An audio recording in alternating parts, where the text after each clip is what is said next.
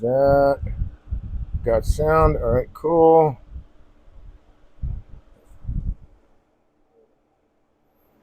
Groovy. Howdy, folks. My name's Dave. I'm a wood turner. I started this channel to become a better teacher and a better demonstrator. I started turning as therapy for PTSD, found out I had a knack for it, and I fell in love with it, and then fell in love with teaching it. So I started this channel for those reasons and also to become a better turner.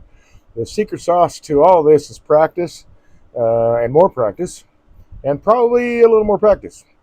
You're not going to be a professional turner right out of the gate. It takes time to learn how to handle the tools the most efficient way. I'm always trying to learn as much as I can. There's always new stuff coming out. Some of it works for me, some of it doesn't. And it's the same thing with this broadcast.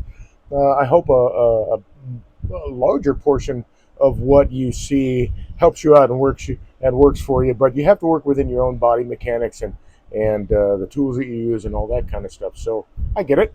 Um, so I've been turning some burls, some burl wood, maple burl wood. This particular or these particular burls from this particular tree have had some soft spots in them. They've had, oh, that isn't even the wrong handle. Moldy spots in them. The bark a little bit moldy. This was a standing tree that was removed, and the burls were brought to the turning club by a forester, which was just really cool of him to do. So I've been going through some of these burls, and unfortunately, um, a lot of the wood just isn't usable. It's too punky. But you can't know that until you get into it, till you crack it open. So for me, I say wood turning's a lot like Christmas because you really don't know what you're getting until you open the box. But that's why you'll see me often stopping to check the wood. I want to hear what's going on. I don't have anything's going on in the background that might limit that, like radios, music, podcasts, whatever. I don't do any of that. I need to hear, for me anyway, I need to hear how the tool is reacting with the wood, what the wood is doing itself. Sometimes noises from the wood can give you an indication of what might be happening that you can't necessarily see. For me, wood turning is a full sensory experience. I use all of my senses, even taste and smell, oddly enough. Not that I'm trying to chew on wood or whatever, but when you're turning and you're getting the vapors and stuff in the air, and then of course, wood pieces, you're going to have those odors and even some of that taste. And that can tell you too some things about the wood. If it's really going bad, it's really poor wood. That'll help you too. But touch, um, sight, hearing are the big ones. And as far as wood turning goes, I want to try to turn with my whole body as opposed to just part of it, because I want to be able to stand at the lathe for as long as I can physically do so. And if I'm using my whole body and working with my own body mechanics, then the cuts are smoother, the cuts happen better, the muscle memory gets built up and then reinforced. And then all the joints and everything stay a little bit loose. I don't want to lock up when I'm turning. I don't want to force the tool into the wood. I say often that I'm typically cutting only as fast as the tool can cut, and it doesn't matter how fast the lathe is going. And I really like to tell people, don't get hung up when you're watching a wood turner or you're trying to learn something. Don't get hung up on lathe speed because lathe speed does not make you a faster lathe does not make you a better turner. It's all the practice that you have with the tools and all that. So lathe speed is kind of immaterial. It can be important when you're cutting a lot of air. You want to speed the thing up to make that gap go by faster, so you're not sitting out there in the air as much with the tool and possibly causing some vibration.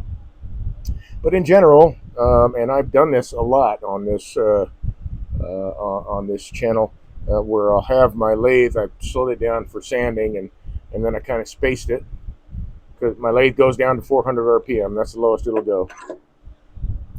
And I'll space that I have turned the lathe down, and I'll turn an entire another piece at 400 RPM. So it's not. I've done it a lot. Usually, I could say that I'm at least according to, this is a Reeves drive now, so according to this, I'm somewhere in the 800 to 1,000 RPMs pretty much all the time. The only time I go up to 2,000 is when I'm rubbing my buffing system, and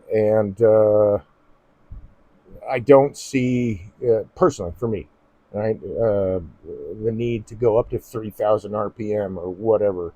It's just not necessary. The main focus is about tool presentation, how you utilize the tool, how it's reacting with the wood that you're using. There's so many pieces of the puzzle. So I cover a lot of ground during these broadcasts. And you're always free to go back to my YouTube channel and check old broadcasts if you miss something or you miss an episode.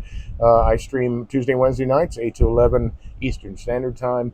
And I am going to be adding more days of the week into my turning schedule. Just not this week. It's been an insane week, and the temperatures are really up. So I was out mowing, so I got home just in time to set things up. I'm still covered in dirt and grass shavings, but I'm ready to turn, man. I want to get after it. So let's turn this camera down here. I think that's a good view. I want to double check that because I think I bumped. No, okay, so that's a good view for the other camera. So I have this piece of burl wood, this little offcut chunk. I want to get rid of some of this bark first, so that I have some good solid wood for my points to dig into. You don't want to use the bark because bark is highly compressible. And the points, everything can kind of slip. If, for instance, you get a catch,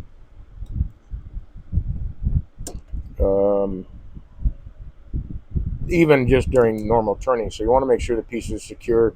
I typically will start between centers because it gives me a whole lot more options when I'm working with a piece of timber on where I can move it.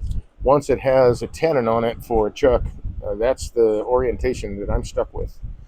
So I do a lot of, as much as I can between centers, because I can move and rotate the piece in different directions to get at or to the features that I want to highlight or I want to remove. Stuff like that. So for me, starting between centers is my favorite way to go. I don't know what it is for you. It could be the screw drive center. It could be a chuck. You'd make it a tenon, whatever. Everybody has their own druthers, I guess is the if I'm going to use slang, their own druthers on how they do it. So I use glue blocks, and I use chucks. I use jam chucks that I make on the fly.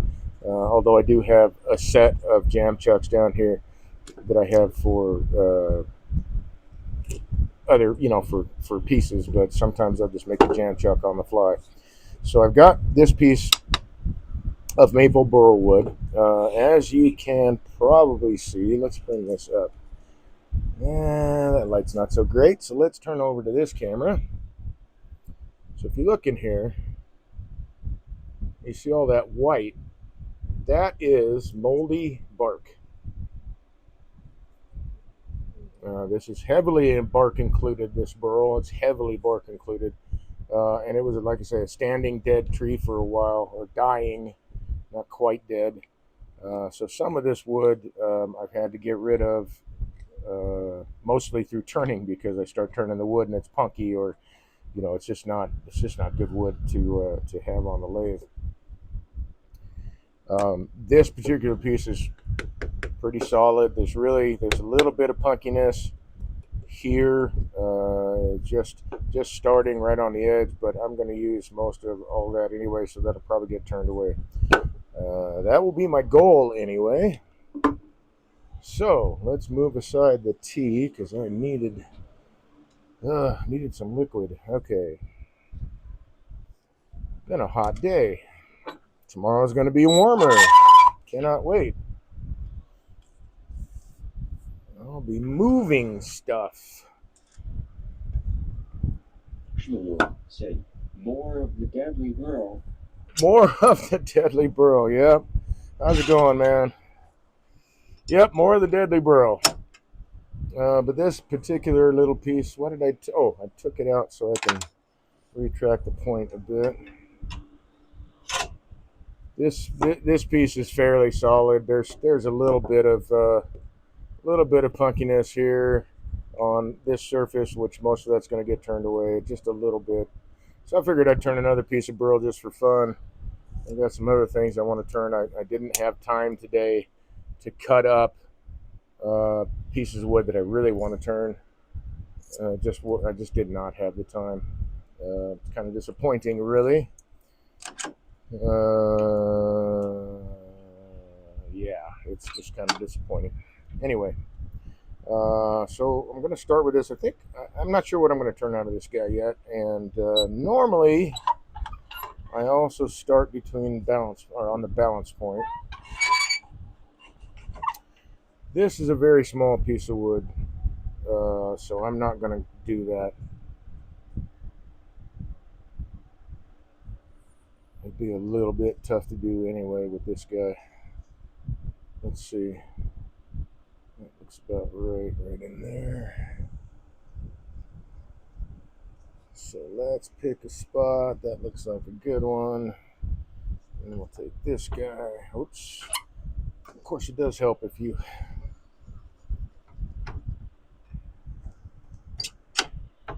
lock down your tailstock.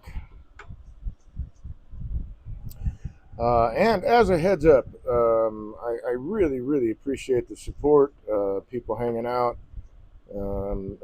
participating, all that groovy stuff. I may not be broadcasting tomorrow, Wednesday night. I want to try to pick that day up. We'll see how the day goes. I'm helping somebody move out of what sounds like a very bad situation tomorrow, so I may not be able to make it in time to stream. Let's make sure all this clears. So I'm not secure in the lathe yet. I kind of want to take a look and see if I'm close to... Yeah, that looks good. We'll go with this orientation to start with. Now we'll get it secure in the lathe. A lot more burl wood out there, but I'm hoping it doesn't. But I'm thinking it's probably going to wind up being the same thing. A lot of punky wood. I had a large burl cap. Oh gosh, man, it was probably 13 inches across and about 8 inches deep. I wound up with a piece about this size that I was able to turn out of it, because I'm always going for the good wood and the best possible piece I can get out of a piece of timber.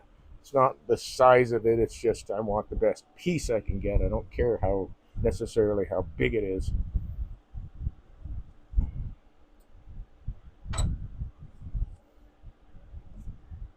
Moved it a tad close. So, all right. And I will be watching the audio. I also did not have a chance. It's been just a full day. I did not get a chance to plug in my microphone. So I've got one plugged in right now, and we'll be watching the audio. So if it drops out because the microphone I'm wearing craps out, and I'll grab the other one. So here we go. No, we don't. I'm going to clean these first. Hope you all have had a pleasant week so far. Looks like we're rolling around to another 4th of July holiday. I hope you all celebrated safely, and hey, can we talk? Because I want to remind people that there are a lot of veterans out there, like myself, who are not fans of fireworks, not fans of loud reports over their roof. Have a little care when you're celebrating the 4th of July, please. And try to keep veterans in mind when you are playing with fireworks. Because it can,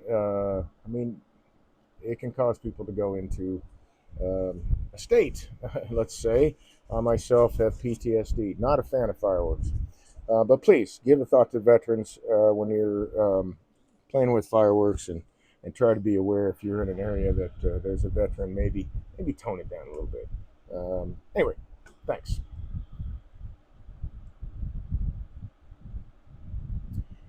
Okay, so I'm not thinking that this particular piece is going to fly apart, but again, there was moldy bark there. There's moldy bark there. This mostly is going to get turned away anyway. I'm going to put a tenon down there, I think.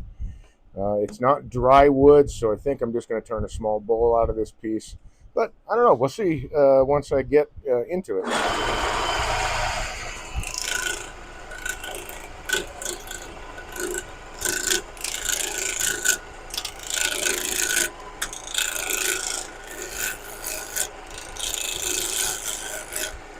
So as I'm listening how the wood is interacting with the tool. I can hear how the cut's actually happening. And I want to be turning at a rate that the tool can cut at. I don't want to try to force the wood. I want a clean cut.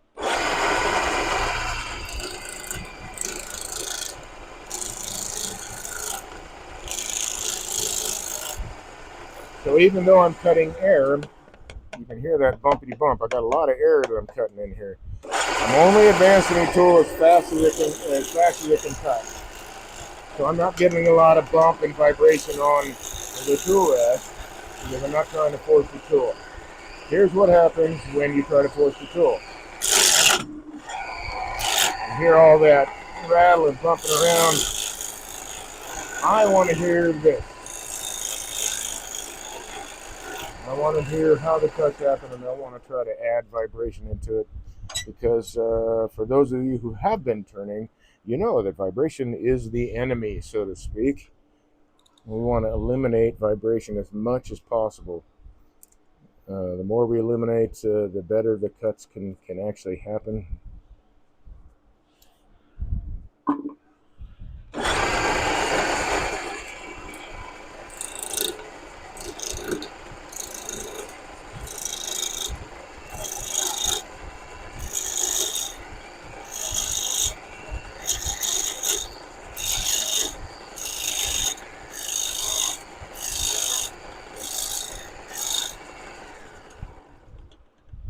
I'm not just using my arms. I mean, I'm moving the tool with a fingertip, thumb or fingertip.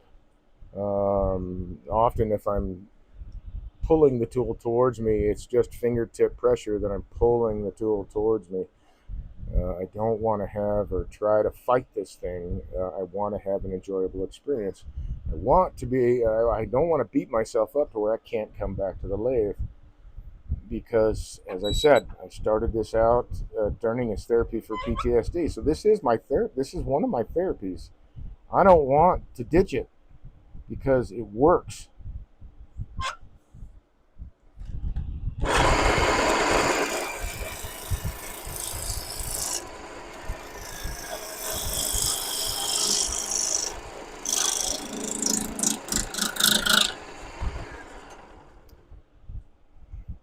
I might be able. I'm looking. Man, this is going to be a little bit thinner bowl than I thought. That's okay. That's okay. or a little bit shorter bowl than I thought. I was kind of looking for a specific shape, but maybe I can still pull it off.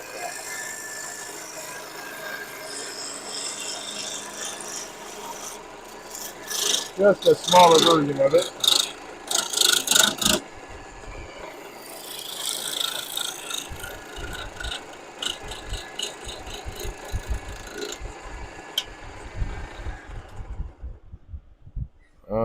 No, I've said it many times. I really believe it. Most of wood turning really is finesse. It's finessing the tool. It's finessing. It's just finesse. You don't have to.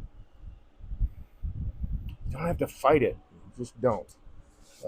And that's one of the things that I really don't like to see with when people are turning, that they're struggling with it, because there's easier ways to do it, man, and a lot more efficient ways, and that's the kinds of things that I like to teach.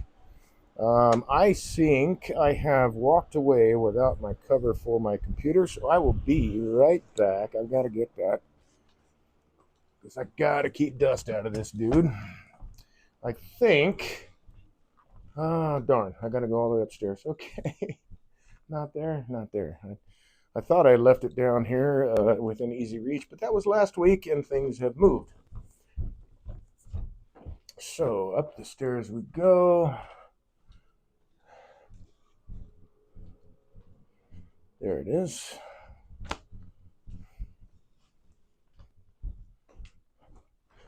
And now I can cover that air intake with this microfiber cloth.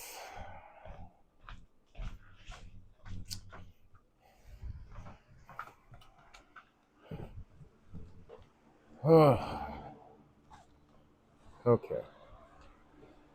So this little nice little microfiber cloth will get rid of what's on there now. Cover that dude up. There we go. All right. Copy stream 5. Say, visit Dave Already? Mike's CoFI page at https://co-fi.com/HIIMDAVE ? Okay, I want to.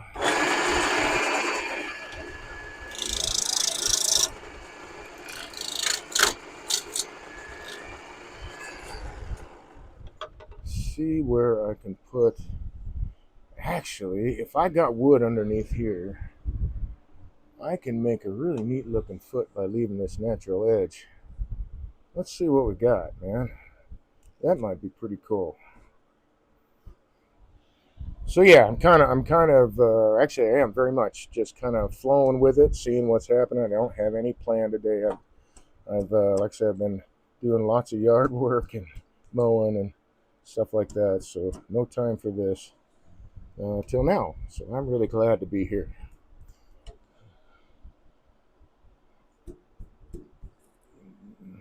I can actually relax. Well,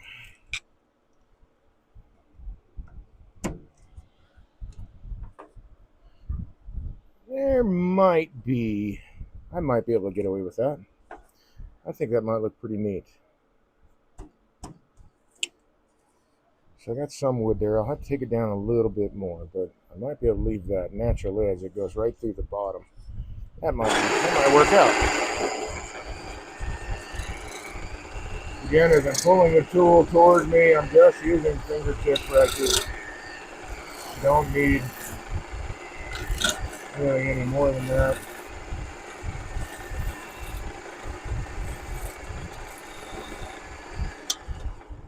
Should get that chisel out of the way. Okay, so I still might be able to do this. I'm hoping that I can use that feature for this bowl.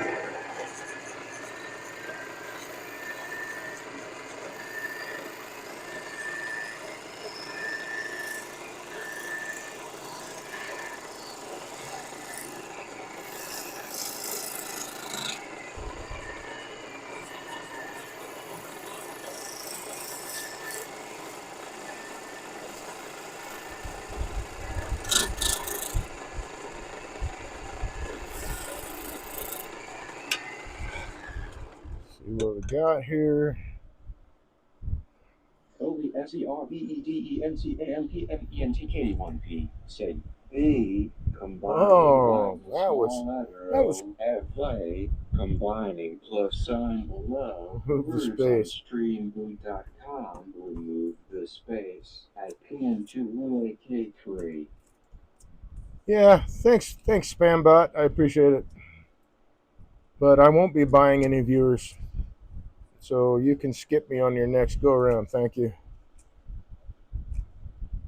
Not going to pay for viewers.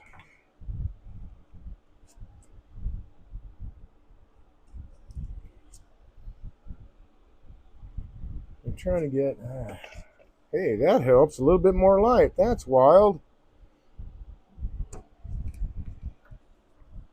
All right, so that would be quite a void in the bowl, but it might still be worthwhile. I'm going to try to. I'll take the foot down just a little bit more. I just want to get into. Well, let's take this bark off. Into this area right here, that level, so that everything is fairly. It's just fairly flat.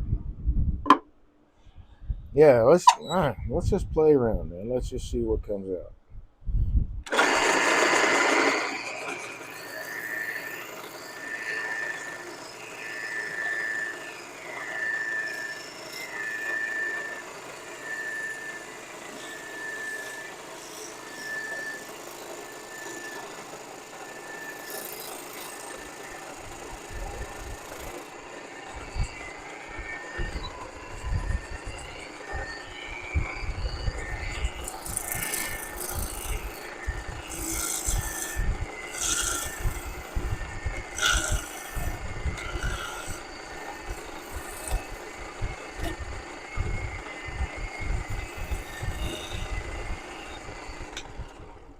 All right.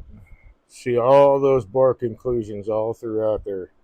There's some moldy bark right there. All right, I can tuck this in a little bit more.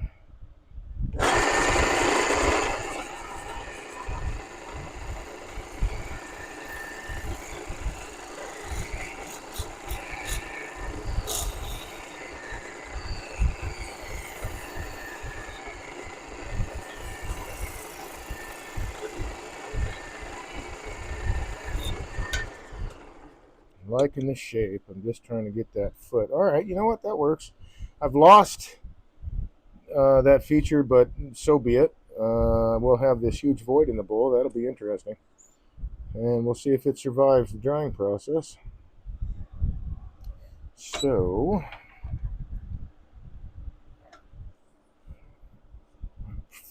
pretty happy with that shape. Let me step back a little bit.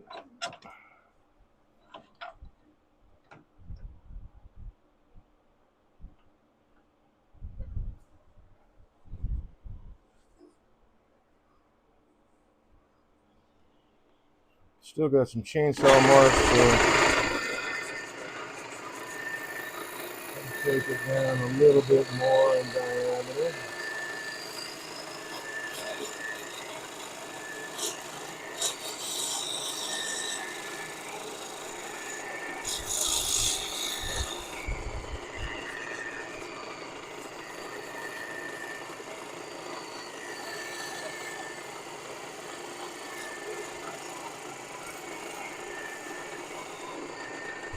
And maybe even the foot comes out. Let's see.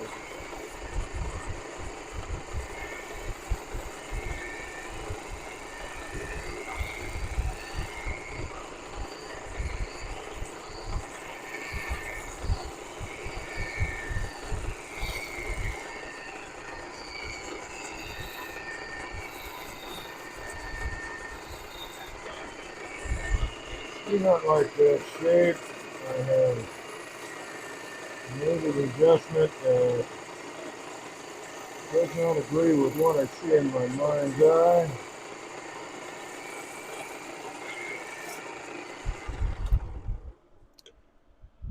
Having said that, I'm really taking out all of this stuff. So I will make a smaller foot, but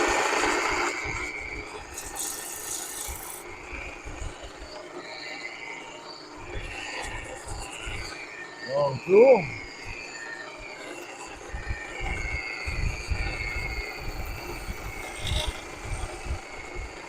Set up a spot for the chuck.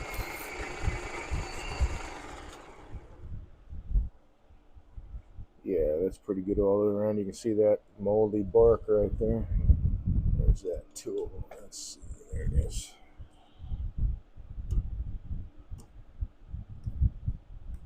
So it was standing for a while with all this wet bark just slowly rotting away. It looks like I've got just a little bit of like really early stage punkiness there, and also there, just really early stage. So that just sand out pretty well. I already have a decent surface to start with. I just want to fine tune. That's the shape. That's it right there.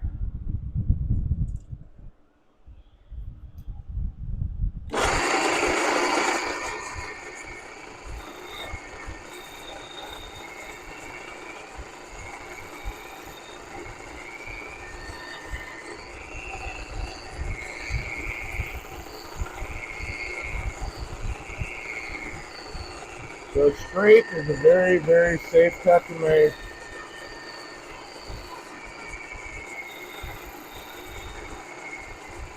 I can do this unhandled with an unhandled tool.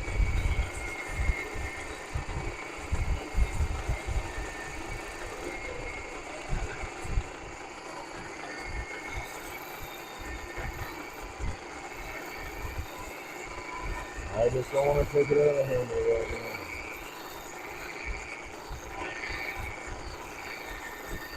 Yeah, I will, because the weight of the handle is kind of messing with. Because this is a light touch that I'm pressing this tool against the timber with. And that handle's kind of having a little bit too much of the wrong kind of weight.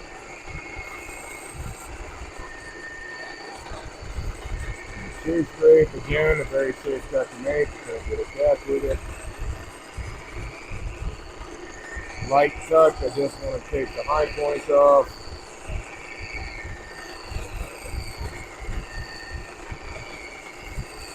Trying to eliminate some sanding, which actually is working out really well with this piece.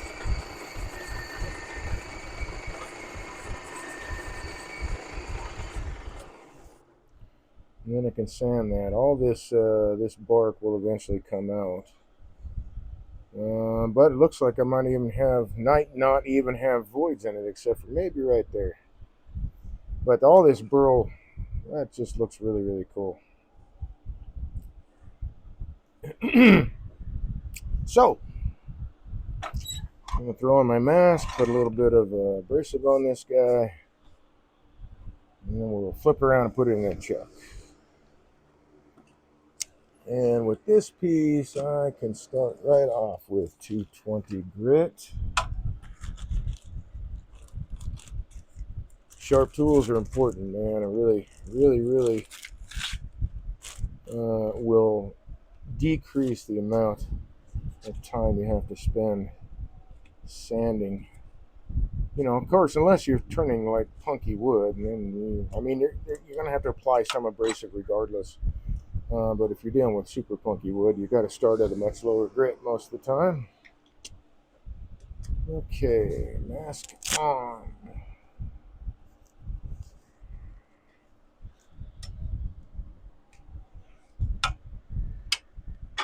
Let's get this guy out of the way.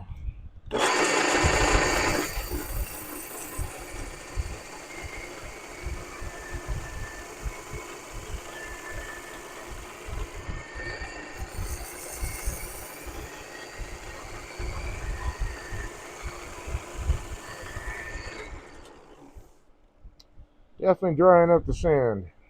Not loading up my abrasive hardly at all.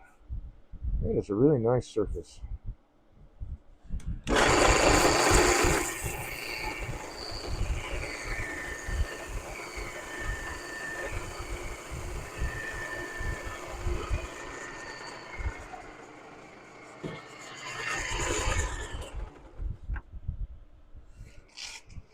Okay.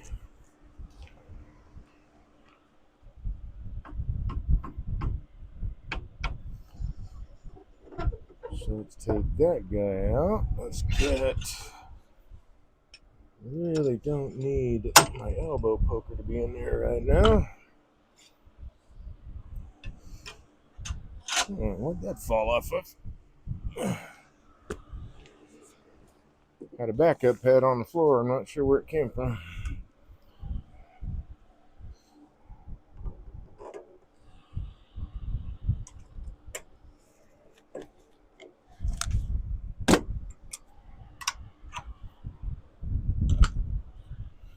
And then the chuck of the day. Big mark.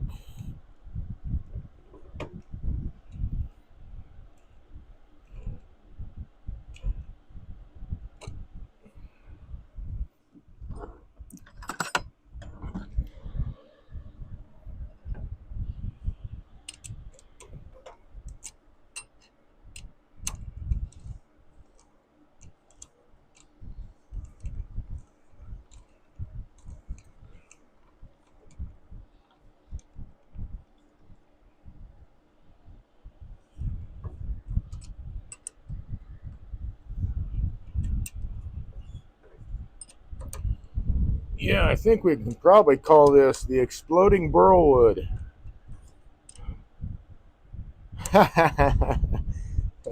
Based on experience and word of mouth.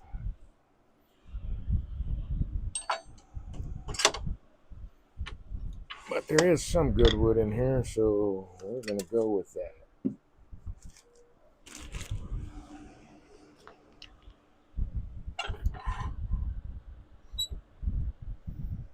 So all that's going to clear.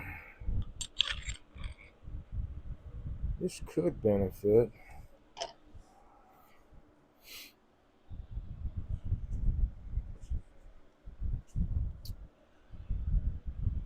That's what I'm thinking. It could benefit from a natural edge, but I think I want one on this.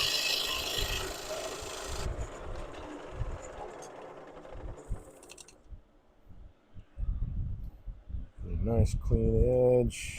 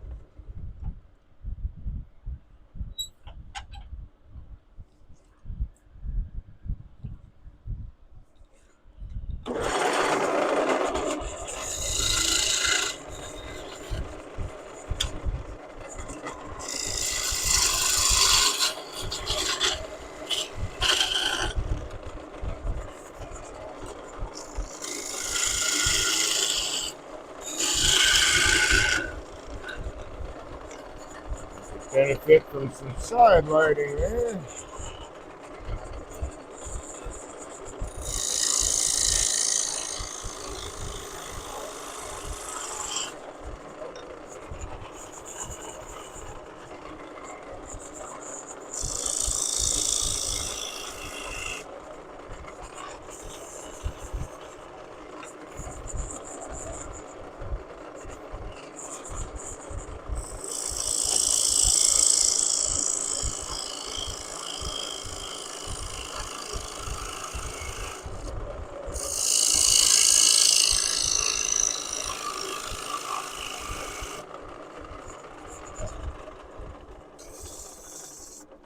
So I'm still going to do this in stages.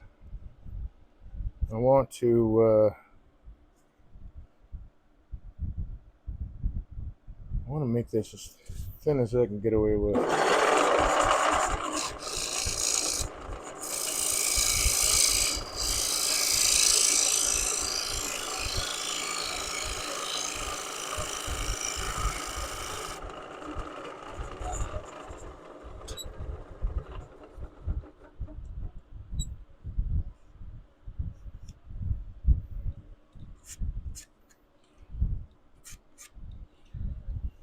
So that, I don't know if that's wood stain or I think that wood is stained. That's an interesting color. It's not pushing out, so it's not bark there, I think. If it is, I'll still have a neat void there. Let's go a little bit. That's a good thickness. Just a shade over an eighth of an inch.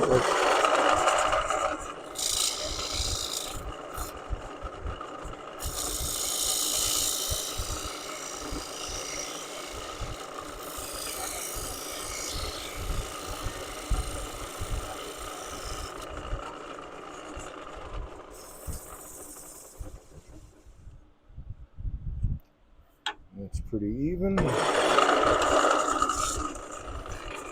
Sorry, I got my tailstock in the way still. There we go.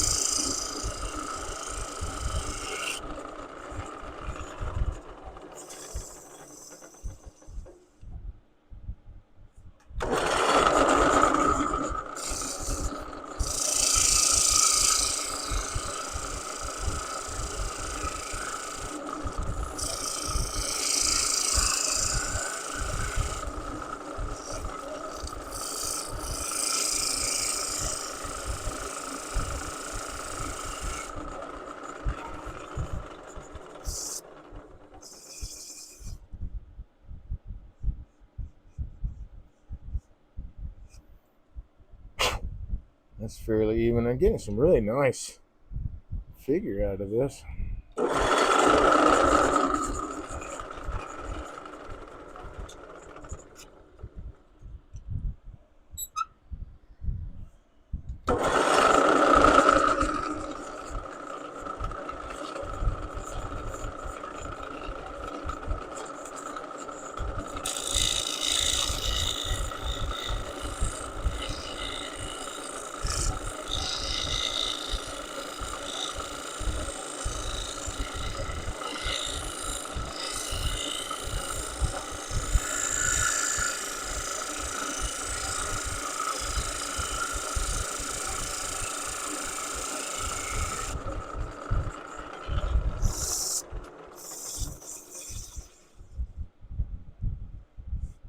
Yeah, it's fairly even.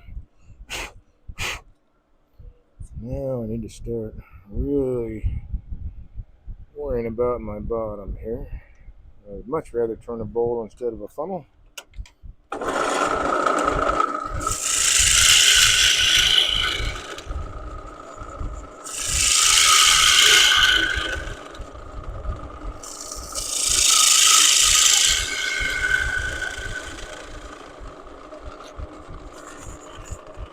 Because I'm going for a bowl and not a funnel, I guess would be. I guess if I was going for a funnel, it'd be a different story.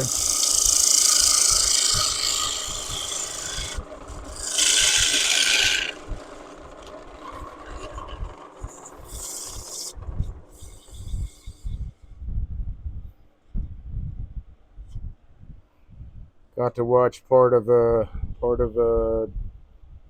video from Dave Dalby in the UK turning, and he was kind of making light of it because he was actually making a funnel to fit a specific jug or jar or whatever that he had. And that was one of his comments. Yes, I am intending to make a funnel. This is not a mistake. Which I thought was Pretty funny. All right, so we're gonna finish this dude up. I'm gonna put a fresh burr on this negative rake scraper. I'm working with sort of gram, I guess, kind of it's dry. It's seasoned a little bit. Still fairly green, but it's not super wet green, which is why it didn't clog up my abrasive.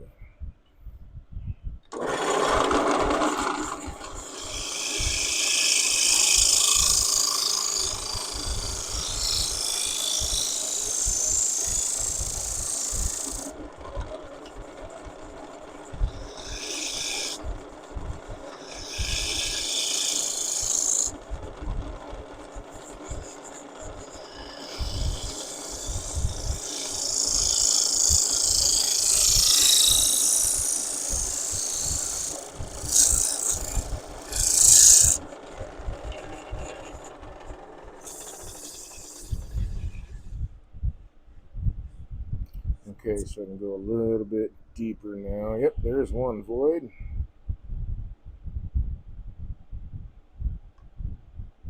Just a little bit though. So I got one void showing through. Was actually bark right there. I guess this is just stained from the bark in the mold. So that's an interesting color for maple, but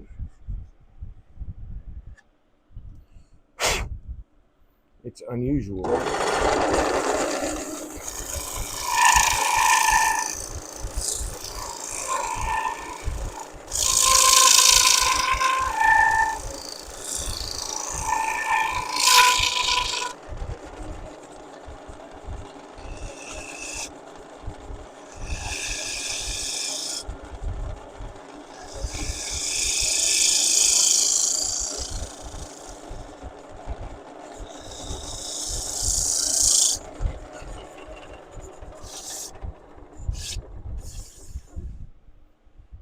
That'll do. Yeah, I like that. Let's see what my surface looks like. Not bad. Okay.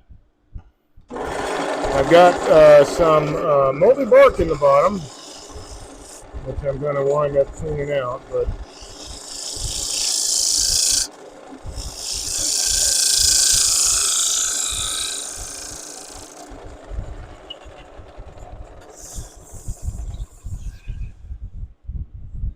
nice and even. Digging it. All right. So now I want to locate the bottom inside. Should be right there. Let's try that again. Yep, that's it right there at the curve. So I'll have just enough material in here to make my foot. While I've got this guy here, it's too rough. Let's go with this guy.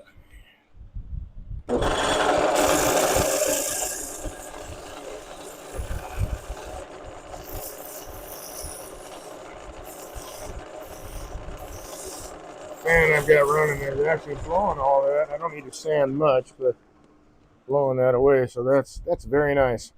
Okay, there we are. Did I put it away? Yes, I actually put it away and it didn't drop off the lathe. How groovy is that?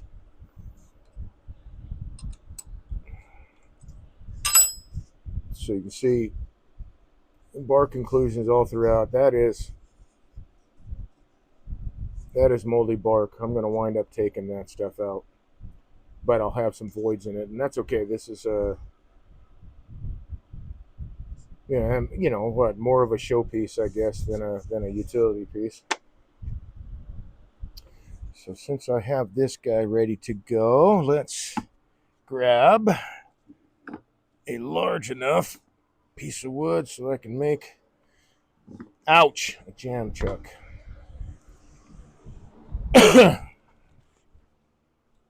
I prefer, when I'm doing these kinds of things,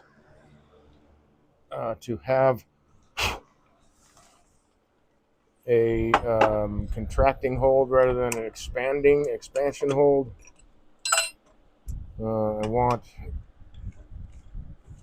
to be able to hold the piece down rather than trying to spread it open. And with this particular dude,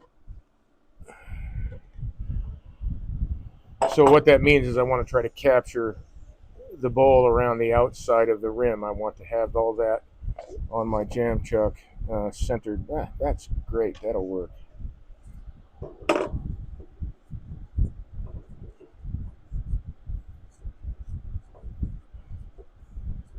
So I keep this piece of honey locust on here for stuff like this till I turn it all the way, I guess, anyway. But I've got all this wood to make a plethora of jam chucks in there for whatever reason.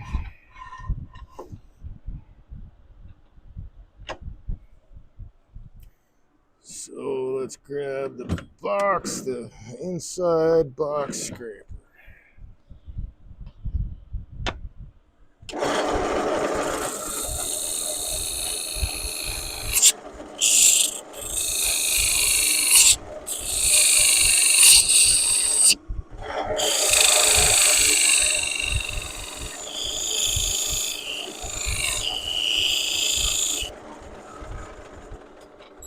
And I gotta sneak up on the size here.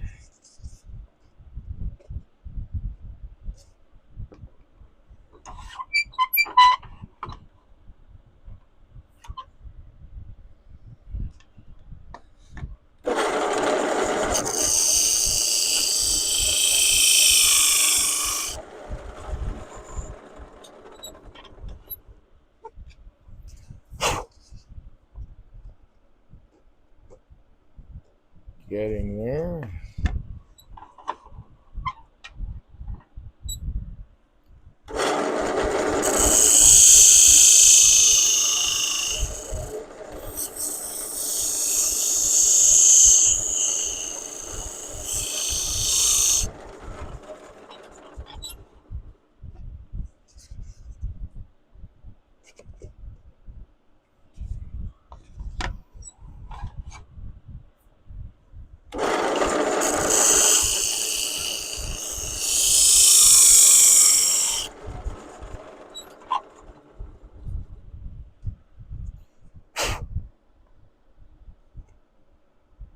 Getting close.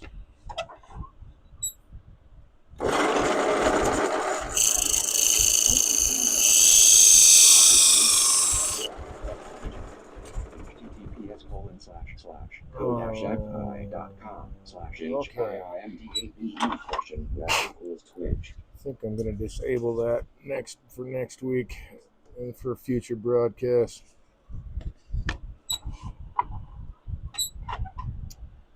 Checking out a program or an app or whatever they want to call it. It's called Throne. I need to put a new clean up the edge on this guy. So I'll be switching to that.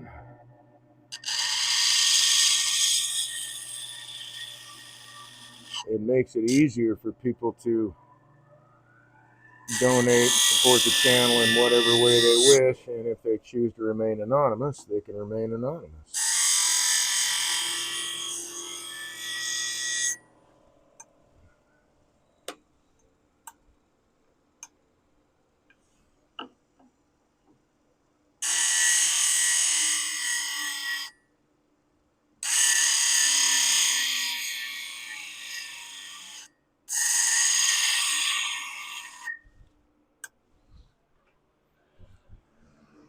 But it does make it easier for people to support the channel than going through, or it seems to be anyway.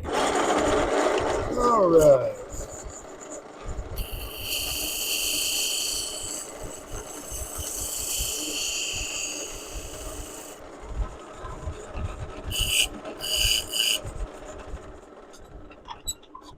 Might be just about right. Just about.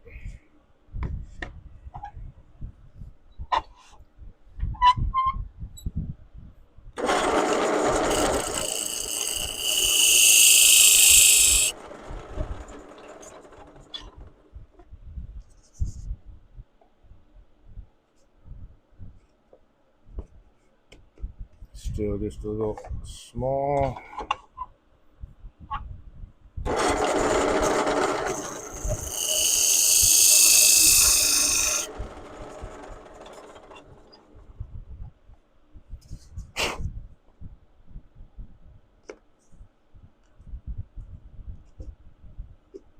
Really? All right, just a little bit more. Trying to sneak up on this dude. I want not necessarily a really hard, solid friction fit, but I want some contact happening so that there's resistance to movement. There we go. And my bottom was right there.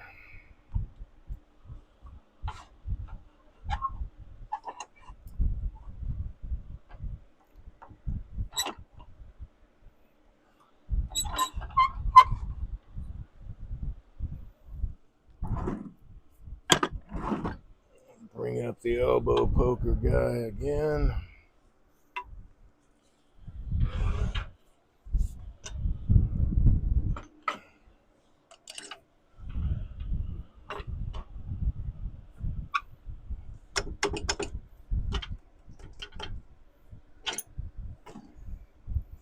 And so now I've got the whole outside of the piece captured. So any pressure from here is going to force it out into this sidewall and not split.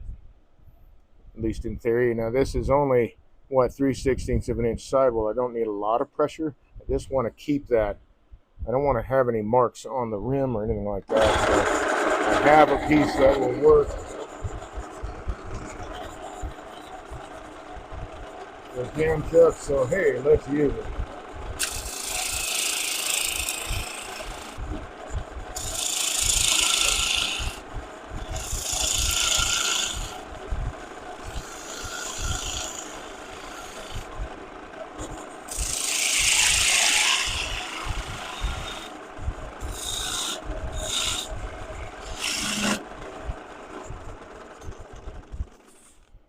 All right, so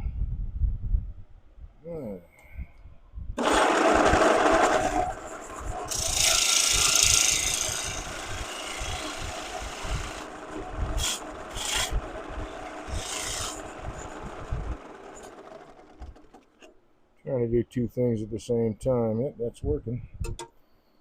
And that is get a little bit of an undercut rim, but then catch my thickness of my foot here. I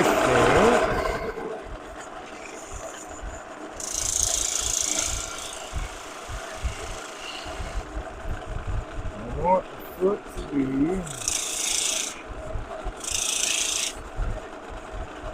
about the same thickness as the bowl.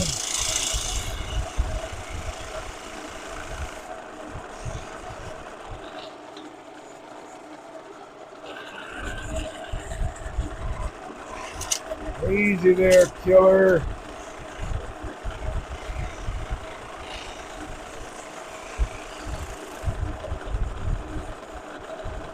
Trying to present the tool before I'm ready, and so also trying to create a catch.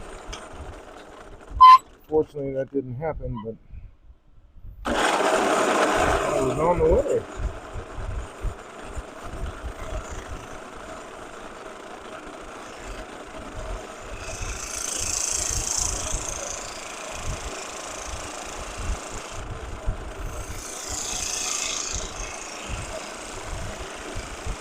I think I'll go with something like that.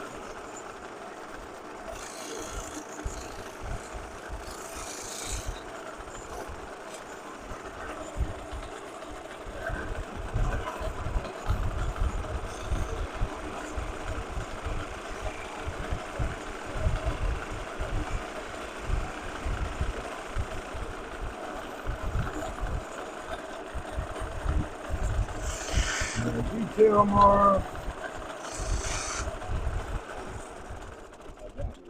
Hey, how you doing, Abatus? All right, so that will work. I just need to sand that a little bit, and then we'll get rid of that, and then sand that tenon. Feels kind of cool, so that's still a bit green, or still a bit wet rather. Come on. About is safe. Nice and hot Canada day today. Oh, definitely a warm day for sure. But you guys also have all those lovely forest fires happening. I'm sure we do too somewhere. Like they're trying to set the planet on fire. I don't know. Yeah, yeah, definitely a scorcher, and it's going to get even warmer tomorrow.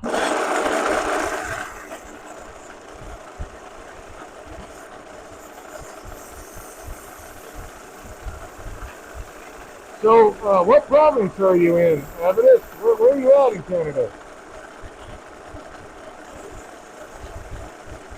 If you don't mind my asking, I'm curious.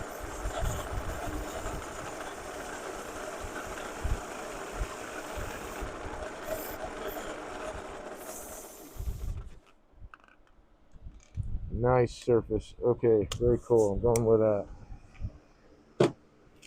And off comes the mask and into the About mouth. is safe. Alberta above Montana. Okay, very cool. About is safe. Texas and Canada. Is it? So, like, did you guys get the same amount of 2 feet of snow that Montana got too, since you're right north of the border there? That was wild hearing that news. Like, clearly. About is safe. Cowboys, oil and gas, pickup trucks. Oh, yeah. Yep. And that would be an accurate statement. You know what? I'm not going to turn this off. I'm just going to cut it off.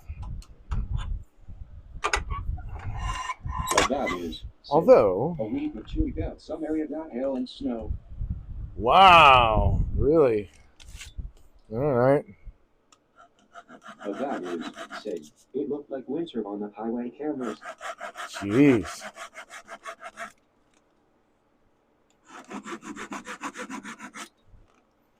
I mean, I've seen snow in June, but 2 feet of snow? That's crazy. And people try to tell me geoengineering is a fallacy. Yeah, no, it's not. Although more and more people are starting to realize that. Let's see. About is safe. About is safe. Okay. Then today it is 86 F. Wow. That's tomorrow for us.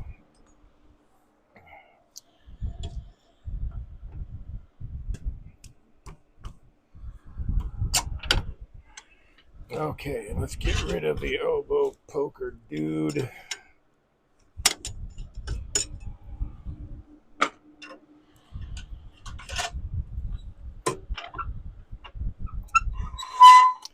And since I'm in a jam chuck,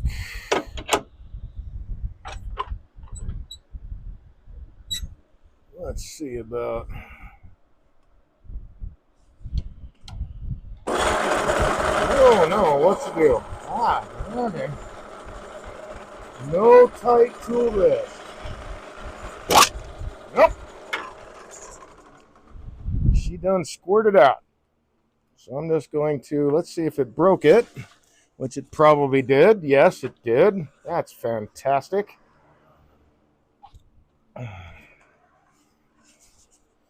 So another one down. Values say part has left the chat.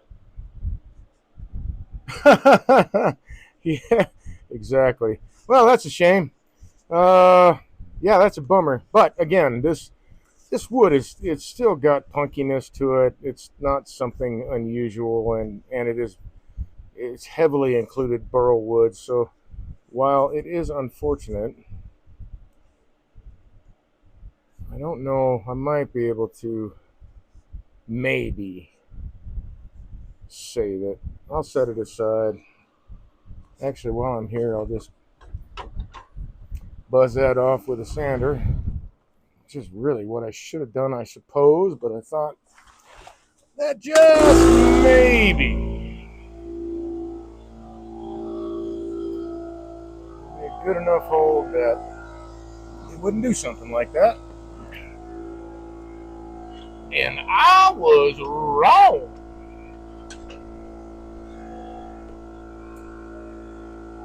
On the other hand, it does add to the number of pieces that have launched themselves off the lathe, so that number is climbing.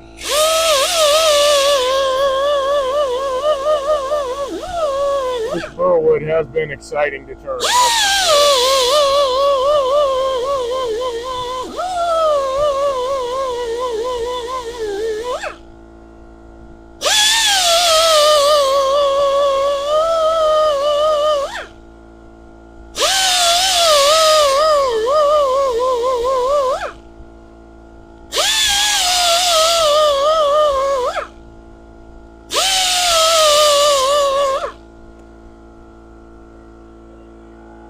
Alright, that's good. So there is one cool thing about burlwood. Well, there's lots of cool things about burlwood, but one thing I'm thinking of in particular, and that is that glue lines can be hidden.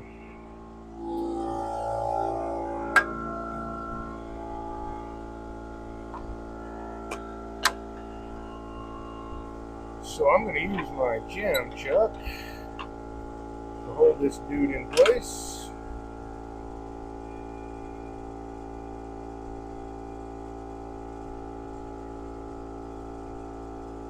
In theory, maybe I shouldn't. Let's see if I can get this lined up properly. And I really don't need that going in the background now. Probably being filtered out for you, but it's not being filtered out for me, and it's annoying.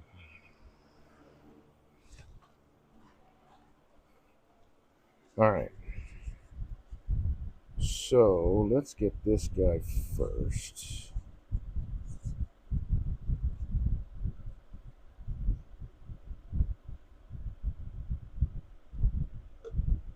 See if I can get it lined up just right. So I'm using thin CA glue here.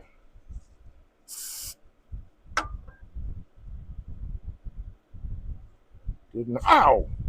Wow! Okay, so some of that glue really dried fast and burned me. Let's try that again. Got a hot spot on the inside. Values say exothermic. Yep.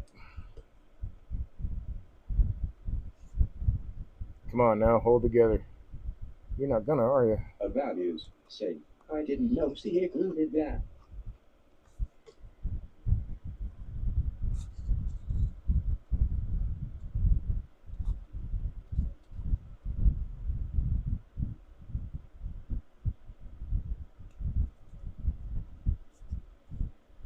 Come on, hold together.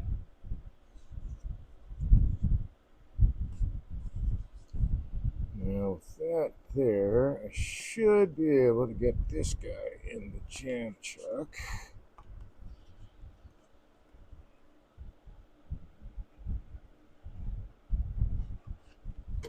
And I really should have a piece of paper towel here.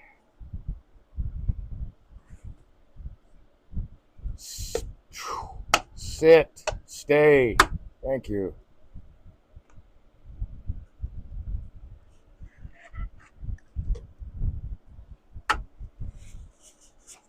So that is one of the cool things about, I probably should be using thicker glue, I guess, about burlwood is that you can make some glue lines or glue spots and it's not really going to show up that well.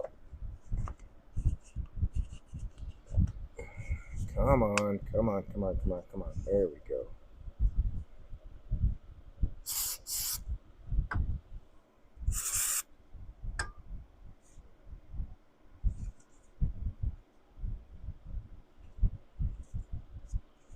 Still not holding properly. So that tells me that this wood actually is punkier than it looks. It's really soaking in the glue like a sponge, although you really can't see a whole lot of punk. There's a little bit of punk there.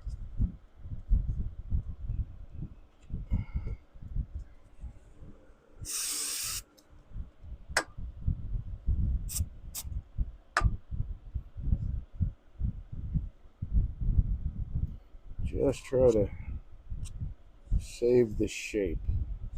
There we go. Now, a little bit of minor repairs. Let's grab this guy.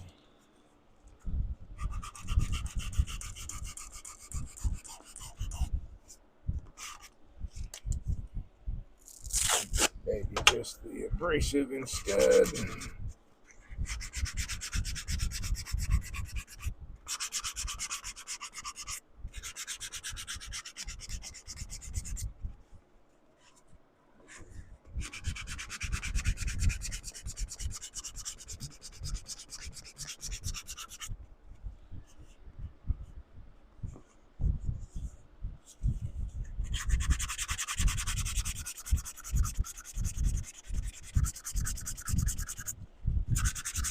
Yeah, it's kind of unfortunate. I mean, it was really awesome to get burl wheel delivered to the turning club. It's just unfortunate that it wasn't really all that great for turning. I still got quite a few pieces, and I'm going to go through it, but I'm not really expecting to find any really good large pieces out of it.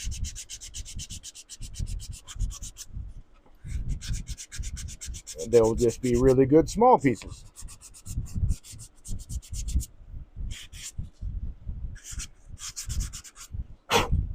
And so that will still accept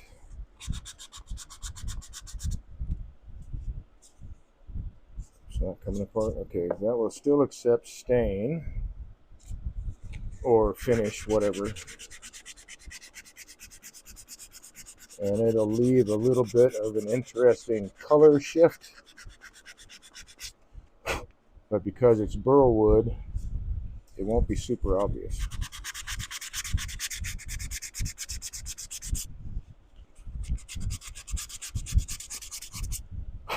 But that is punkier than it looks. Very finely grained punkiness. But there we are. We have a finished bowl. And we'll see if it survives whatever drying process it's going to have with those cracks in it. Repaired cracks in it.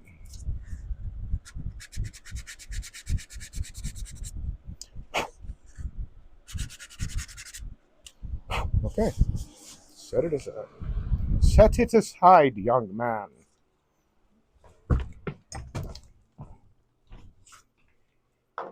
Very light bowl because it's just a shade over 1/8 of an inch thick. I probably should have left it a little bit thicker, but wanted to see what would happen if it would support it.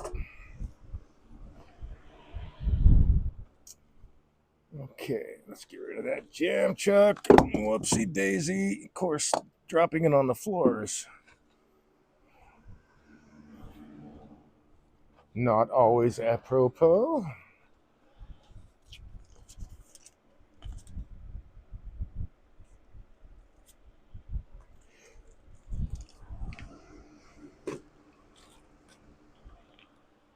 So cool, man. Got some Canadian cousins online tonight. That's pretty badass.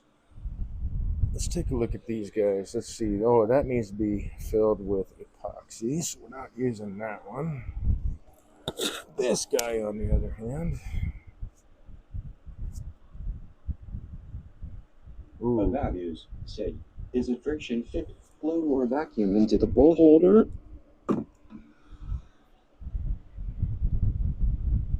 Or a vacuum into the bowl holder. A friction fit. It was just a jam chuck, really. I wanted to capture the outside of the rim rather than trying to capture the inside and do an expansion hold. One, because it was thin and it was burl wood and it would have shattered immediately. But two, because I prefer to grab pieces that I'm working on the outside, and with that more or less friction fit jam chuck, it kept that rim captured. Well, let's see. We got this lovely dude. I guess we can turn a little bit of, well, that's interesting. A little bit of resin hybrid. Why not? Gotta mark my center on this side since I can't grab it.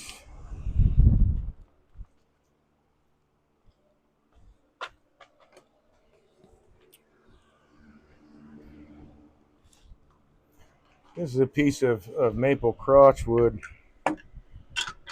This is one half of it. I had another one that I just filled all the bark inclusion as much as I could with epoxy resin and little round airsoft balls because it makes some really nice pattern there.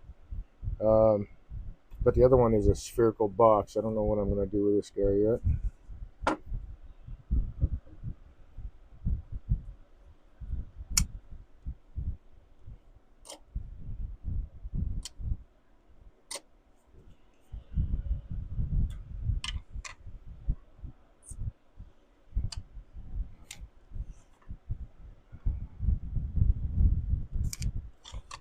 Well, I hope that I haven't made a mistake, because I have not eaten today yet.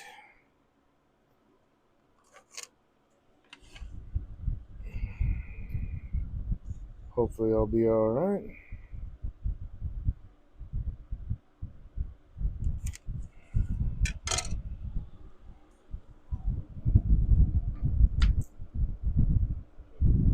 Although I'm not near any kind of starvation mode or anything like that. I think it's right about there.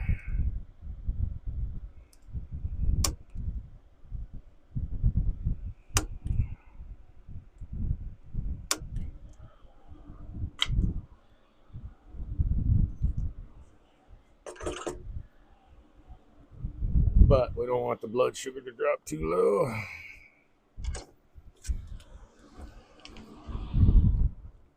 I understand passing out in front of the lathe is probably not a good plan.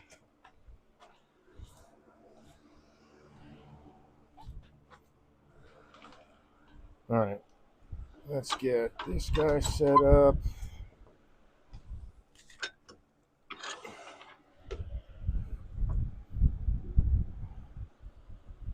I don't know. I don't know if I should make a box.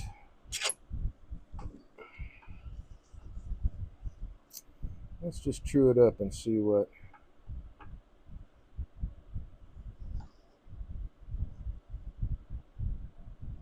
magic happens.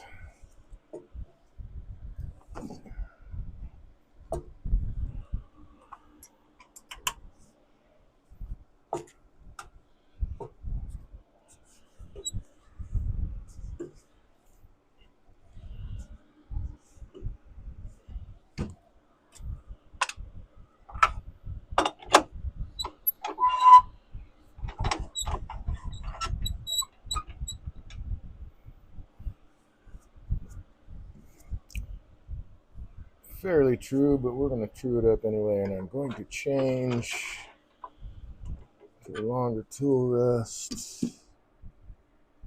right here.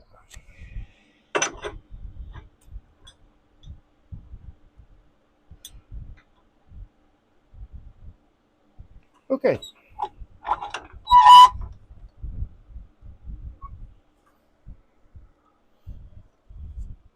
So, gee, Abatus, I guess that means that all the forest fires are right in the Texas of Canada. So, what are you guys doing over there, man?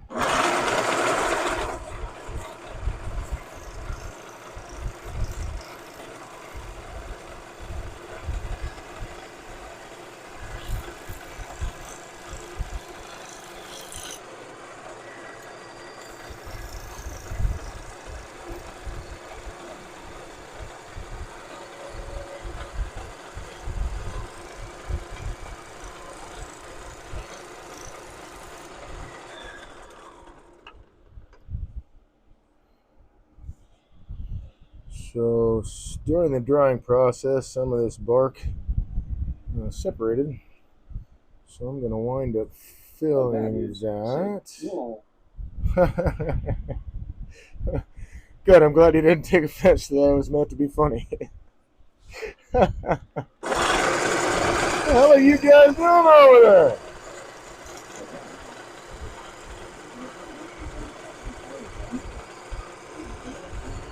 Oh, okay.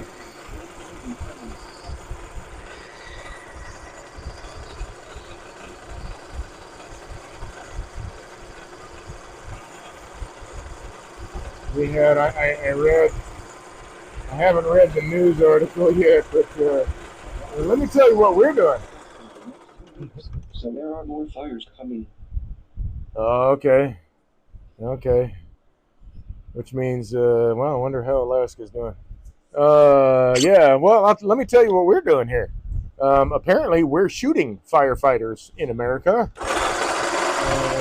which just blows my mind.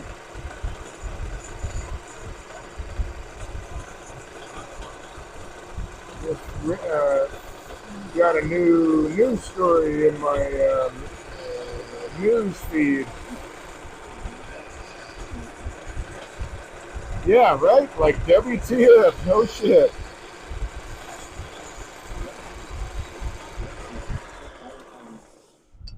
I have no idea.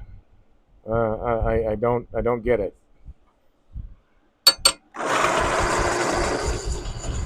But people are kind of, I don't know. America is in kind of a strange space.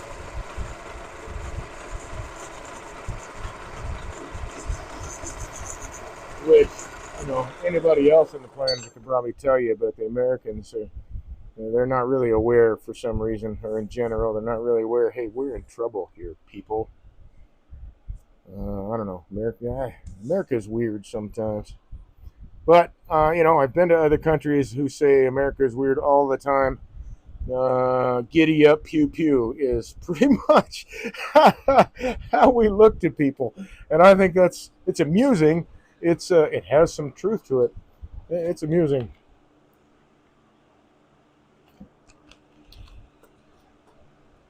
Um, yeah, yeah. I'm not gonna wax political or anything like that. It's just people are having a time here. Giddy up, pew pew. Sounds like a good Twitch user. Hey, you're right.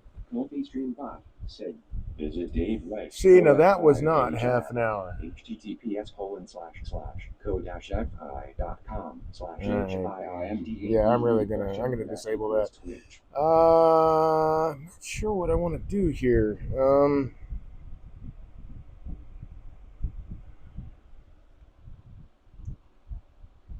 Well, I don't know if it's going to stay in there or not. We're going to find out.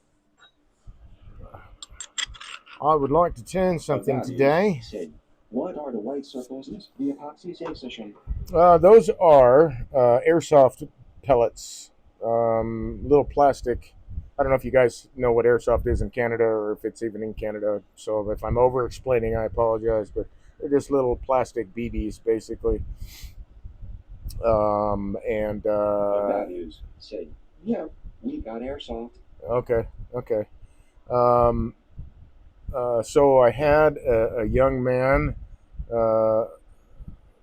who asked me. He handed me a bag of these airsoft pellets, and he said, "Hey, I had a question. Do you think you could use these in some resin molds?" And I said, "You know what? We're going to try." So I made two of these. The other one is a spherical box. I'm not sure what I want to do with this guy yet.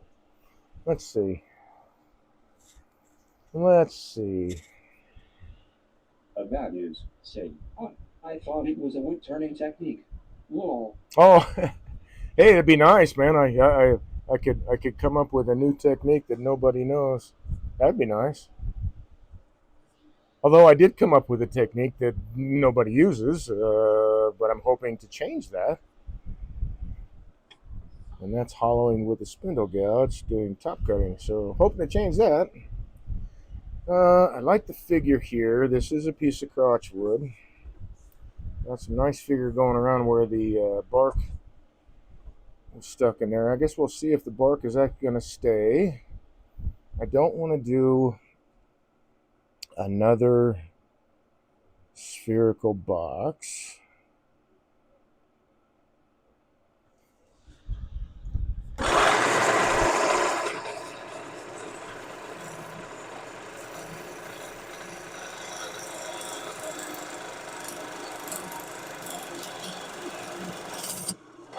Some hard wood now.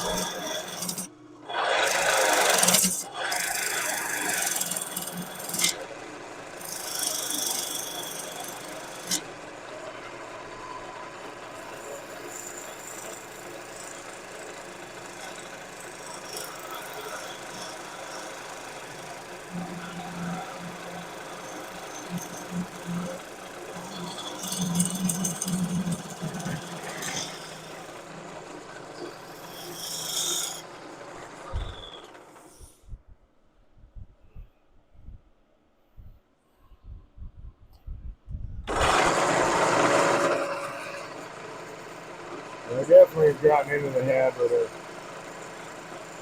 stopping the lathe to see how the wood is responding to the tool. I've had enough surprises on the lathe, thank you. Trying to avoid all those surprises. Alright, so this bark is actually just coming out.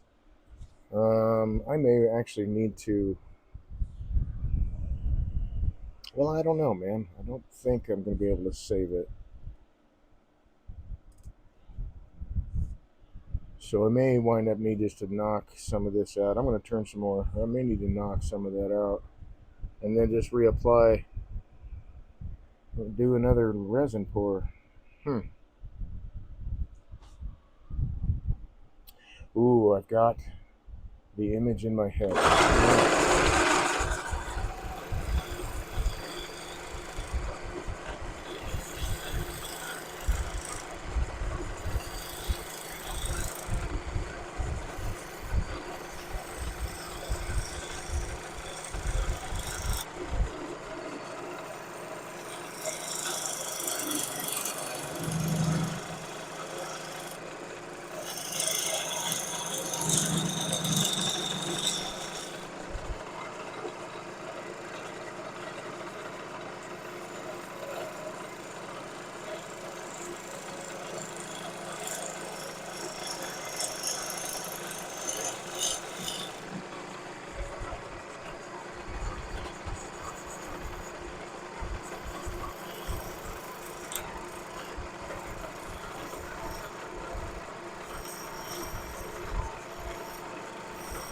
So something came out. I heard it.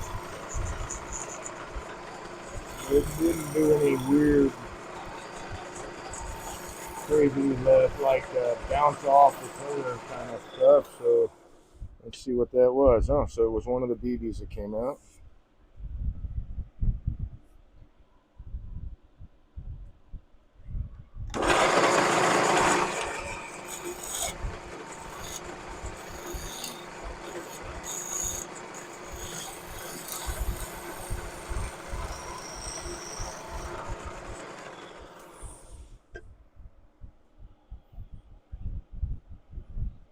What I'm trying to save is as much of this figure as possible. So I'm going to make this part actually the lid. This will be the bottom. I was going to do it the other way around, but I want this on top. So people can actually see it. And then this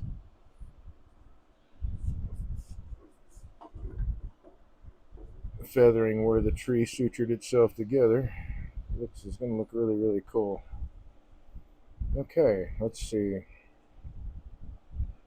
A little bit more of that.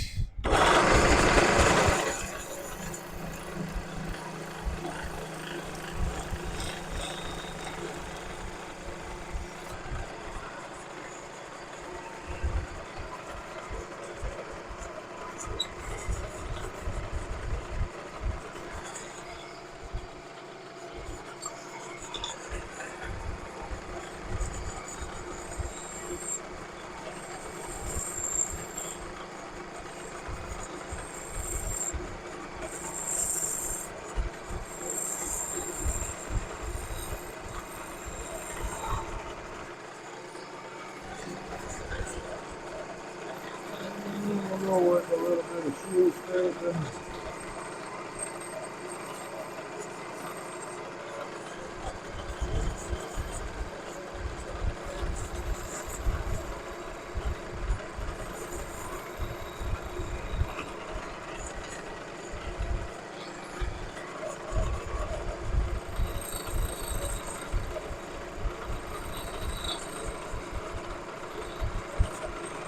Not a heavy hand, I'm just giving it enough pressure to keep it against the timber. I just want to take off the high spot.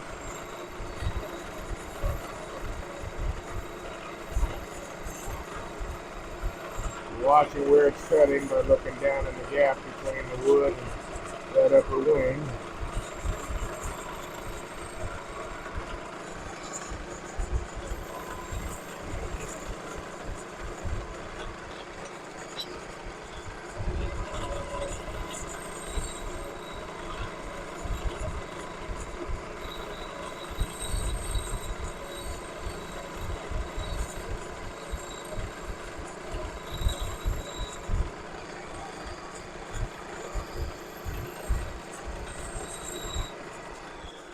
Alright, so the question is, do I like it? Yeah. So this is going to be a piece that I'm actually going to really consider creating an expansion hold in the foot. We're not there yet.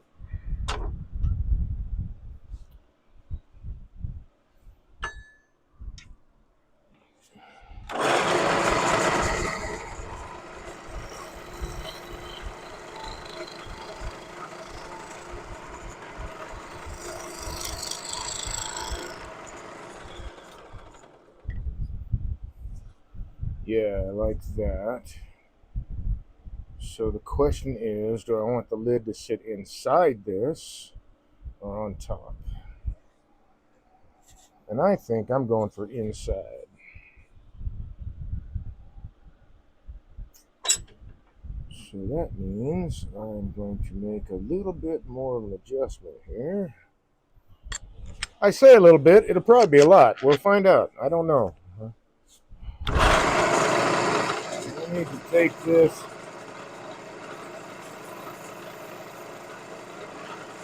down a little bit more.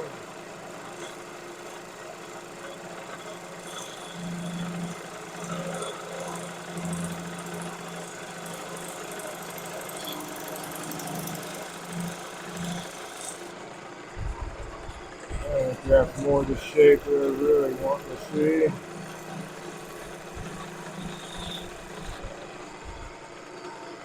And I think maybe just a little bit more.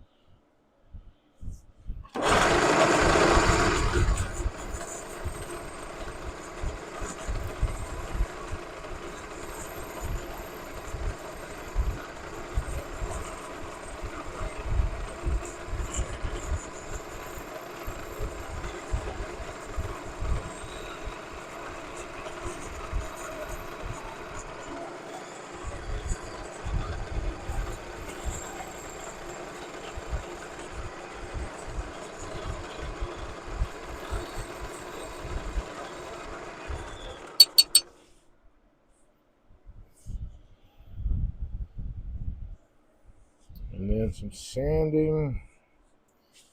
Let's take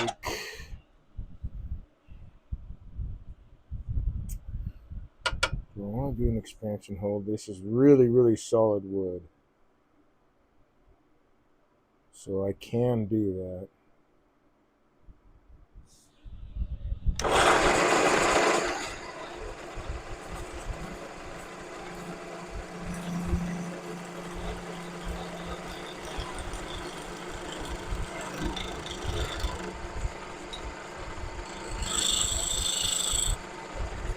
On the other hand,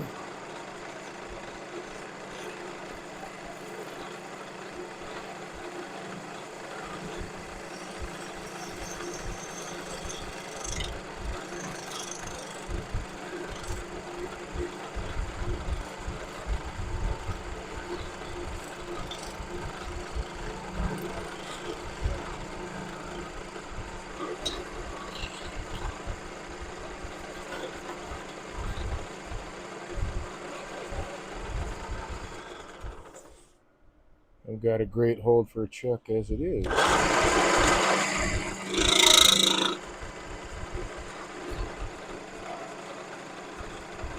go around the corner one more time.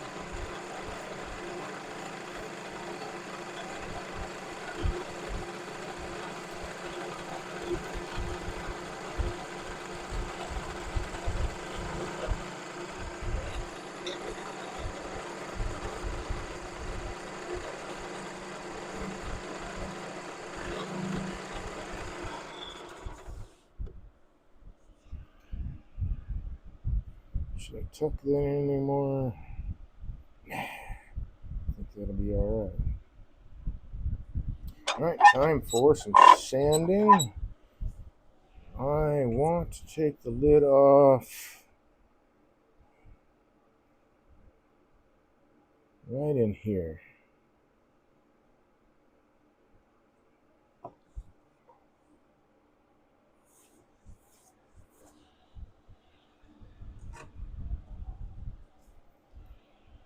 And I can get a little bit of a dome on the lid and it can sink down below the rim here, maybe. Maybe I should take it right here. Be easier to match the grain up. Either one would look okay with this on the inside, button up against that on the inside. I think, you know what? I think I'll do this instead. A little bit lower. So just realized that I've got some material to take off the top to true it up. So that will be my line.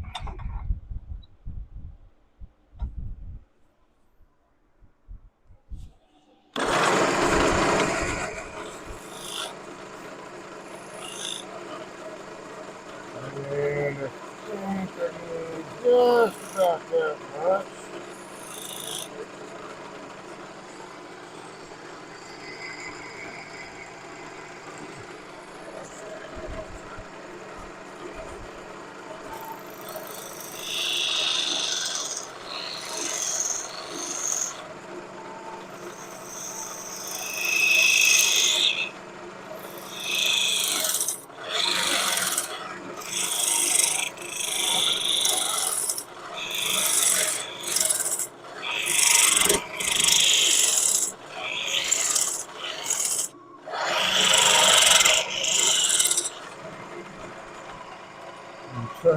I'm turning somewhere between 800 and 1,000.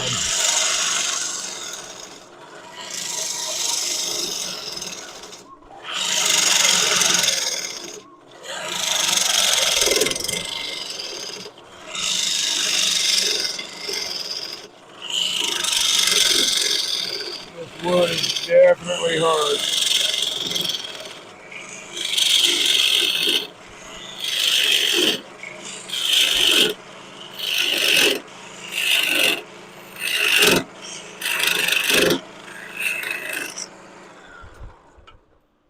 Okay, so now I can sand this. I'm not going to sand this yet.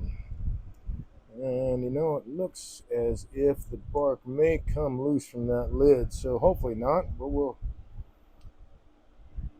figure that out. So before I cut that away, I'll throw some abrasive on that. So that, having that line, I didn't even look at this, although that's fairly straight, but it is going to match up really nice. I was more concerned about this matching up when you're looking at it from the top, and you can see the inside of the wall there. Yeah, nice. So since I'm dealing with some very tough stuff,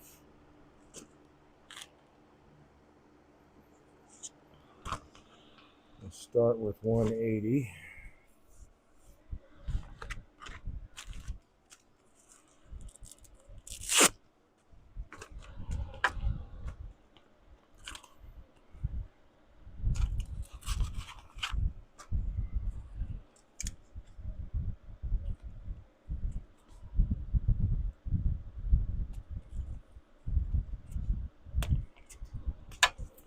And Dave needs a mask.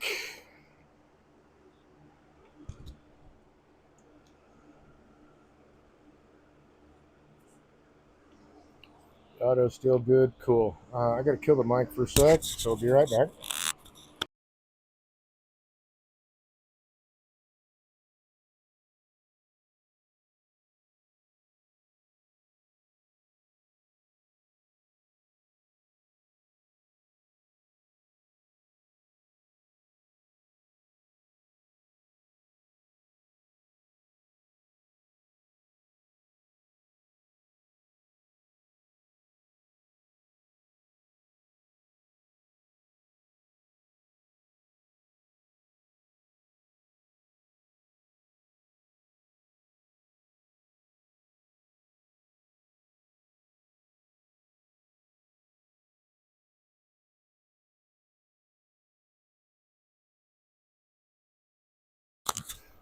All right. Sorry, I'm finding with the heat of the day, the things that normally aren't really bothering me that much are more inflamed today.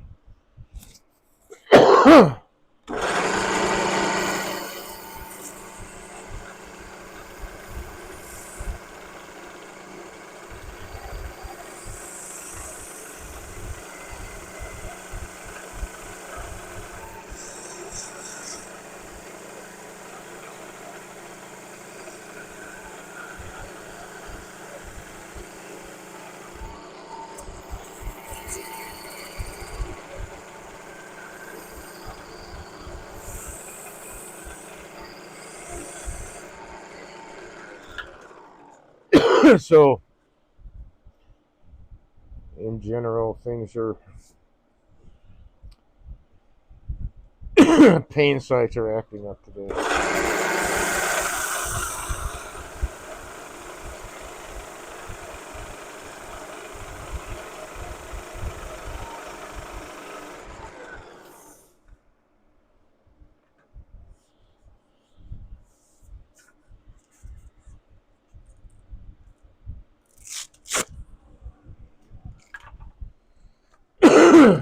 Excuse me.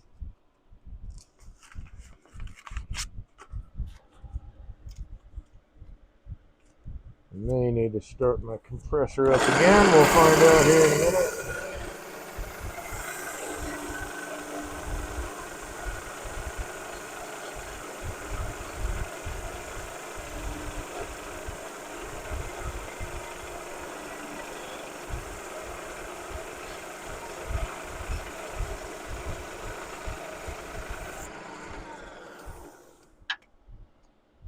Yep, for a little bit.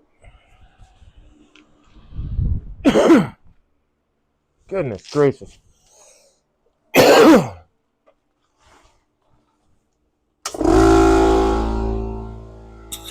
Bear with me for a minute, please.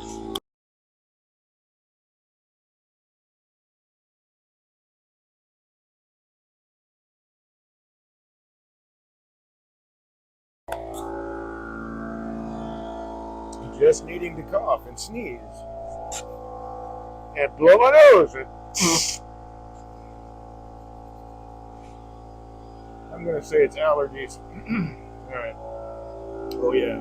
I don't have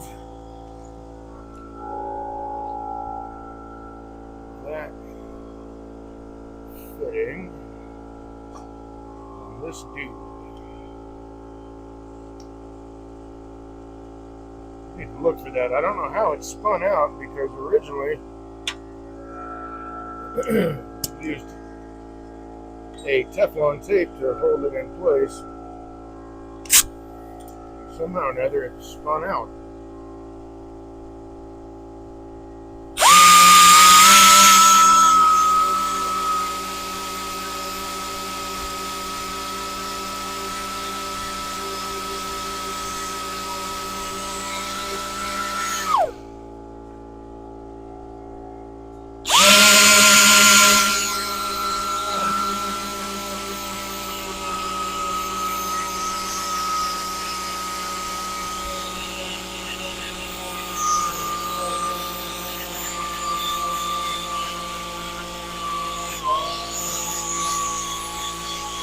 We'll look at the rest of the piece, but most of the issues I had are based right around this compression disc and the top of the screw.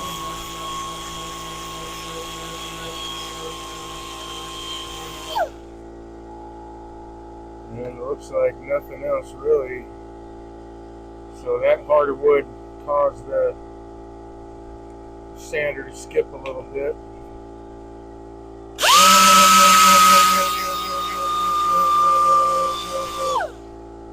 Just in that area. What was that? Oh. Let's go to resin right there. And then we'll go to 220.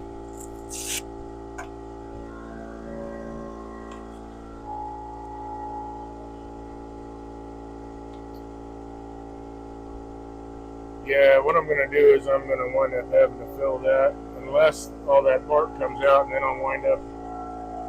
So I probably won't hollow this right away,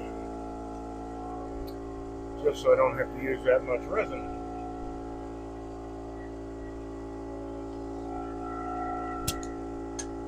So I did 220, yep. Alright, mask is on. Here we go.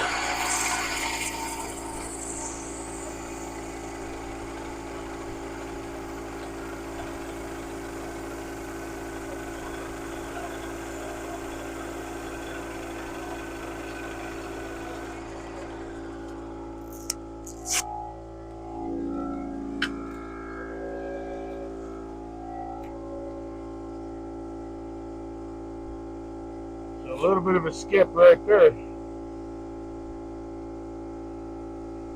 Just a tiny one right there, so we'll clean those up.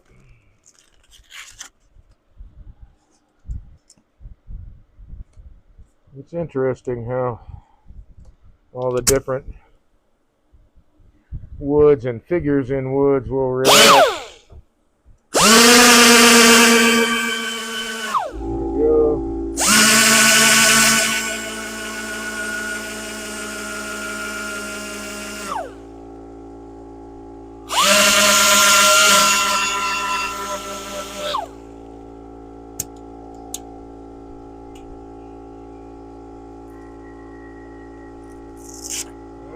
Time to replace that backup pad pretty soon. Oh wait, that's not even fresh, was it? I don't know. Alright, I'll do this one and then another.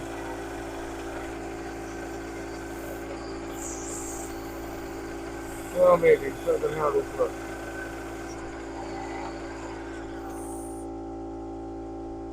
That's clean. No skip mark. Okay, no skip marks. Alright. Then I will leave it as it is. Oh, wait. Very faint one right there. I think.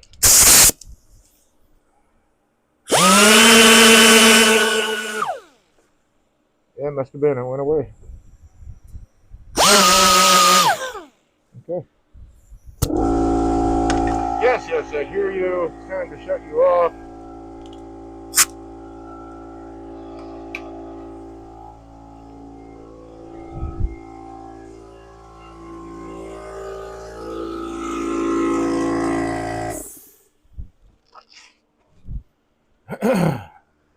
So, as a reminder for for the people that were here earlier, but the people that were not, there is a very real possibility that I won't be streaming tomorrow evening, Wednesday evening, um, because I'll be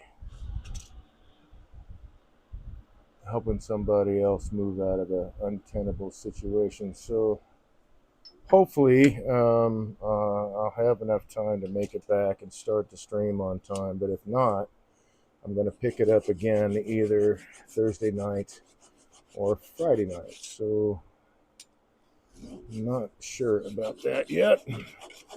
I am kind of hoping that I can stream tomorrow at my regular time.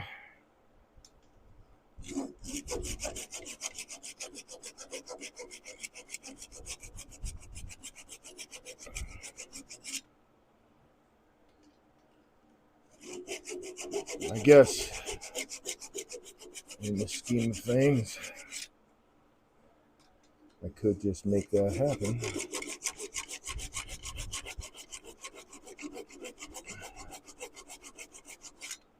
I don't want to bail on somebody just because.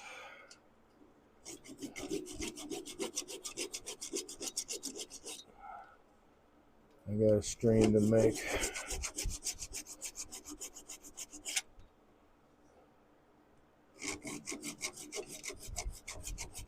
In this situation, anyway, I really don't want to.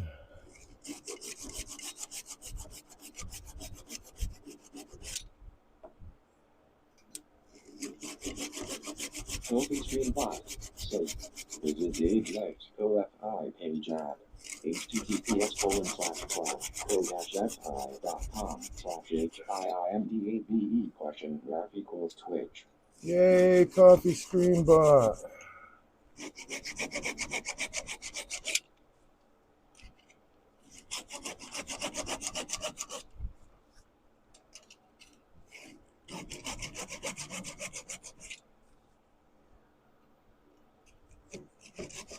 yeah, we're there.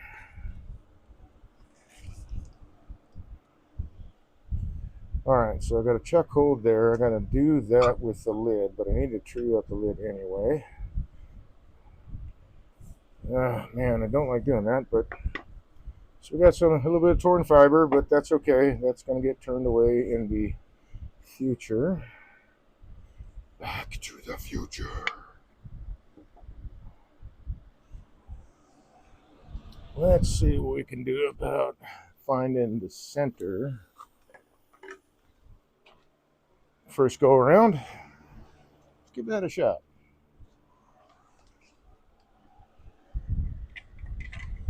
Pencil. Hey, you're not going anywhere. Get back here.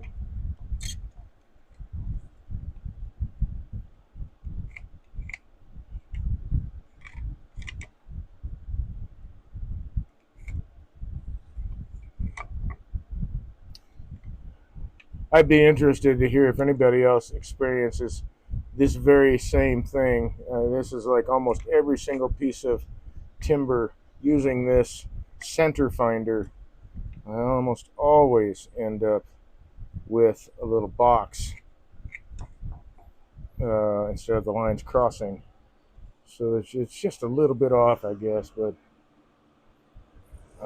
sometimes enough to be annoying, I guess.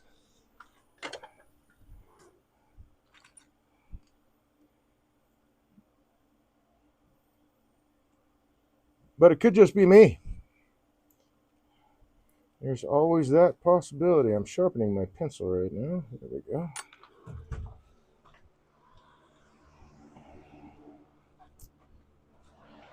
All right. So let's get ready for this guy. That was it.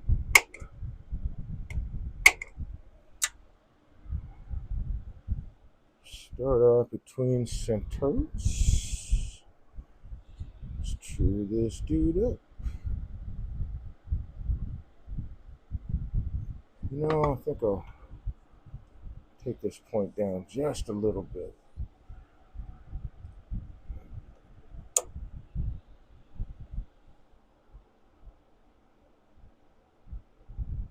Something like that.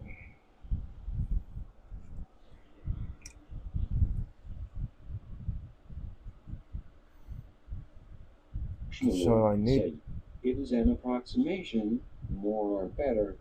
The center of that key box is usually good. Yeah, that's what I find is the.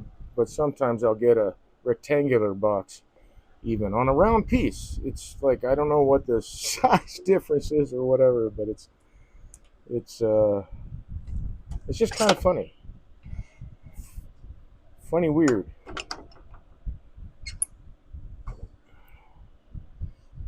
There we go. Yeah, no, I think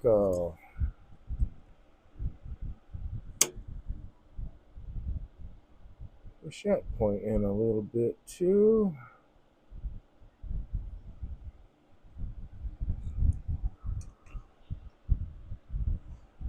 Oh, you're probably not going to run through, are you? I think so.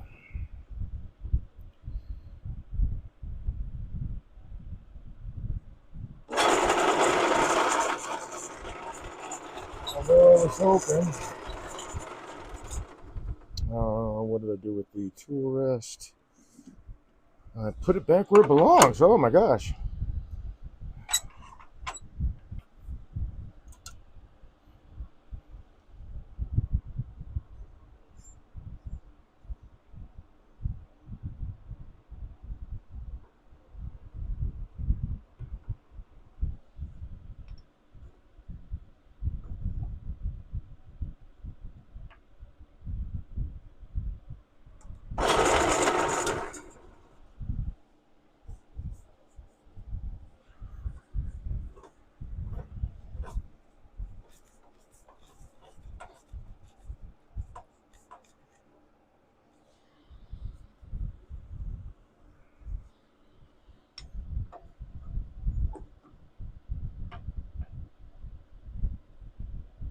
Don't slip back into the same spot.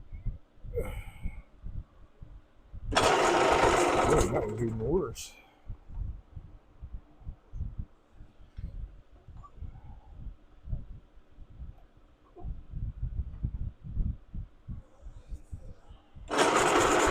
Oh, get closer. Yay. Go in the right direction. Okay, so this needs to a little bit closer yet.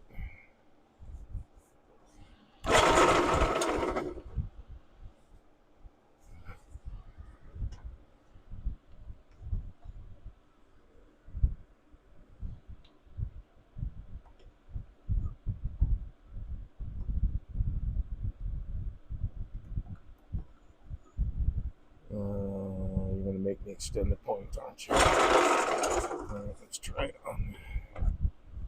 Let's try that then.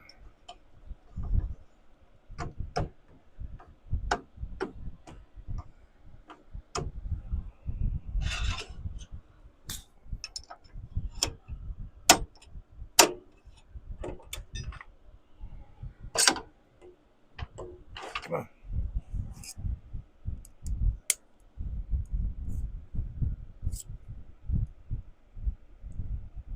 Probably should have left it where it was at, but try not to create too deep of an indentation. Let's center there.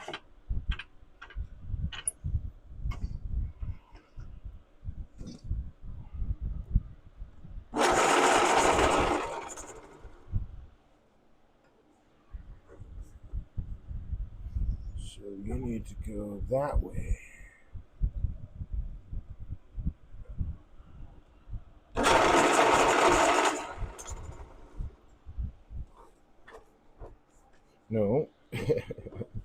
You need to go that way.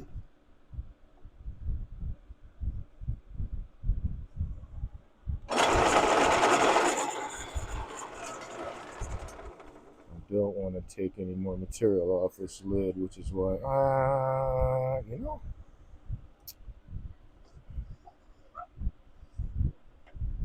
I just thought that one. Oh, I'd have to switch jaws for that. All right, never mind.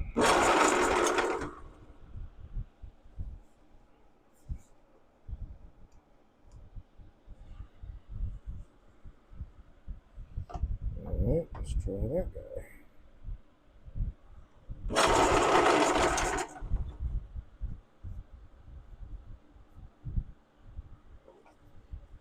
You're just not moving. Why are you not moving?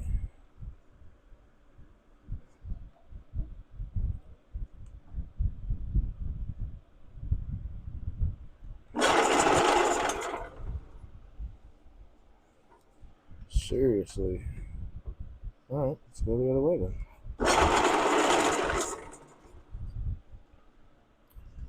And go that way.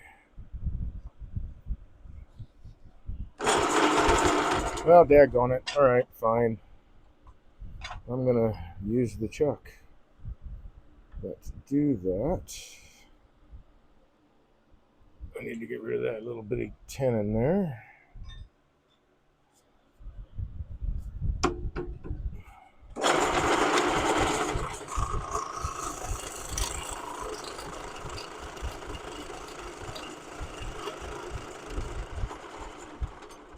It's okay if that's not true, as long as when I do this, since I've undercut it a little bit, this outer rim sits on the chuck in the face, and then that dude goes where the jaws are, opened up.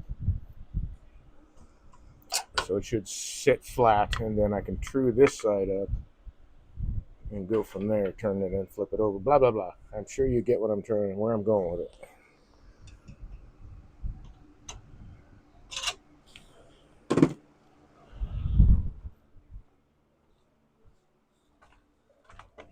Couldn't get it to move between centers, so, or at least every time I spun it on, it moved back into the original hole. So we'll just remove that problem. Oh, wait, I need this guy. With, nah, leave that. Catch you later, man.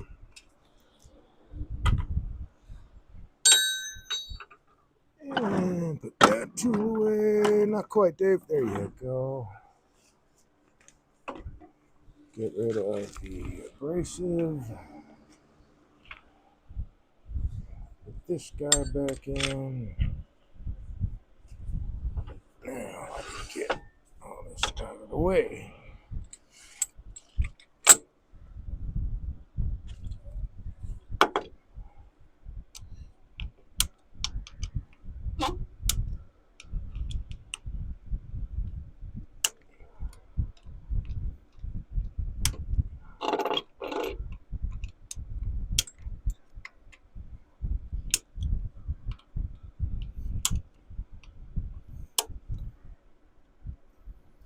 See, that's number one. Numero uno.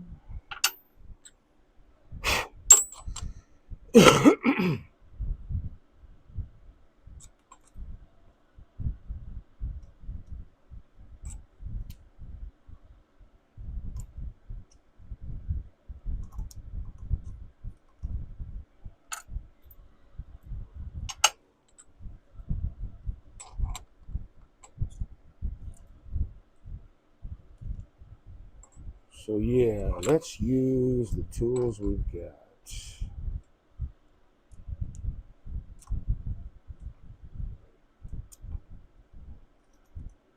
No need to pine over a tool I don't have. Although that does actually happen occasionally.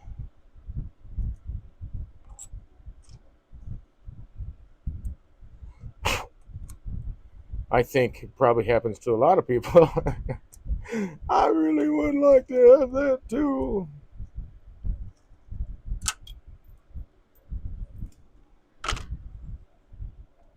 Thus was born the workaround, right?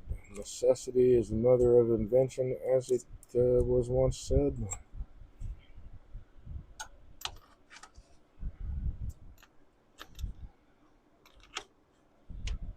All right.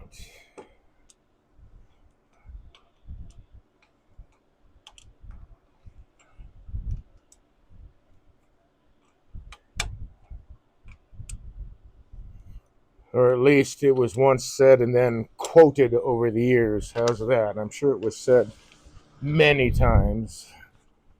I think that phrase, as it was, like it was once said or whatever. So people still say it. People still say it, man.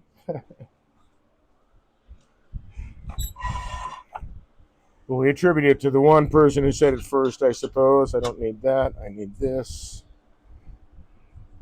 At least in America. That's actually an interesting thing. I have not gotten the opportunity to read history books from other countries. Well, okay, that's not true. Japan, I was able to read some of those. And I guess if you count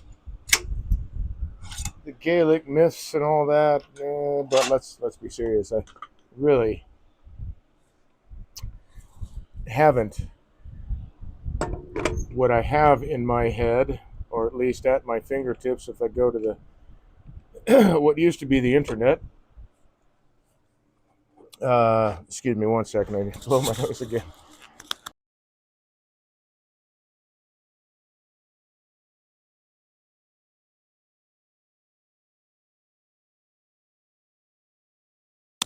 All right. Um, and of course, the old schnoz overtook the brain power, and now all that just went out the dang window. So I want a spacer. Let's see what we got available, like right at hand here. Thought I had something right here. Oh, apparently I am incorrect. Could have sworn there was something like, maybe it's on the shelf. Hold on a sec. Are you on the shelf? No. Guess I gotta make one. Oh darn. Let's see, nothing over here that would resemble the very item I'm looking for. So let's find a suitable piece. Oh, in fact, let's find that suitable piece over here. Not those guys. Maybe one of, yes, one of you. You would be lovely. I think I'll take the more narrow one.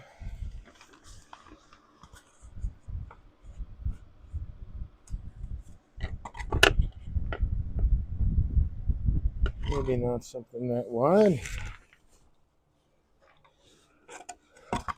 What's this guy?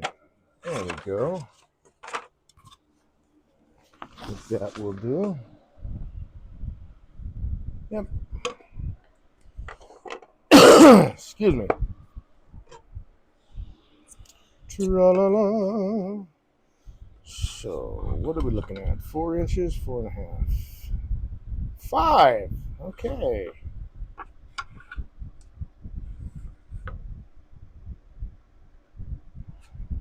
Oh, I don't need that. This one I need.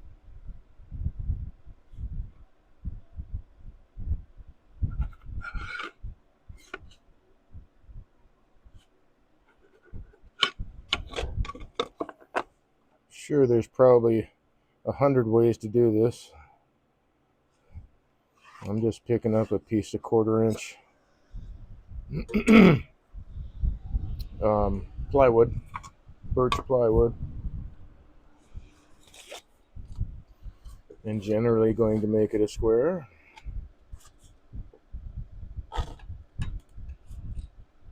You know what? I need a push saw for that. Well, maybe not. Let's see.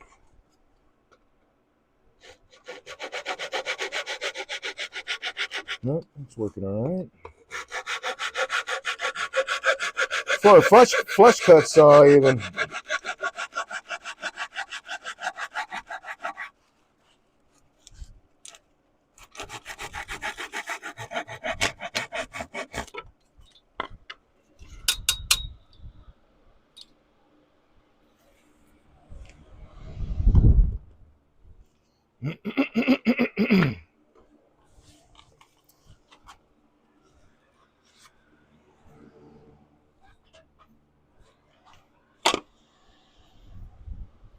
Hey, get back here.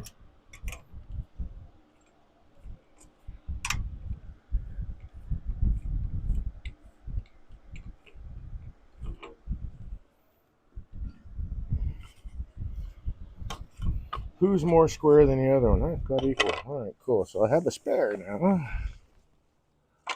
Yay! And I want. I should have left the chuck in there, I guess. Take that guy. Nope, that chuck won't work. We'll use a different chuck. That guy.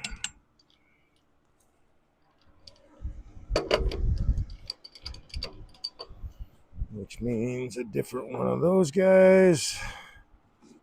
Let's see. How about you?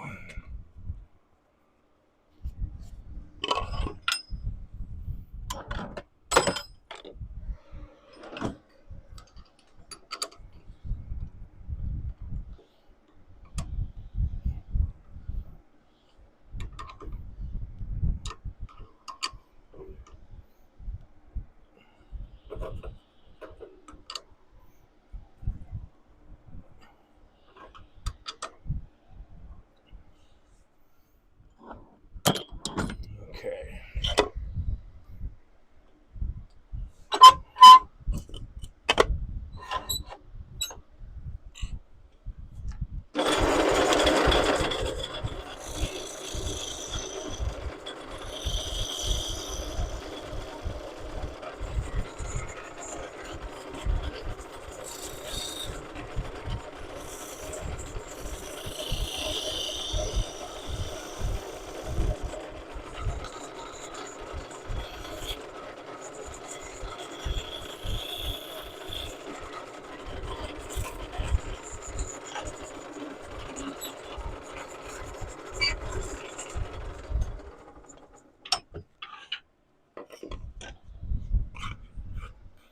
Somewhere in there.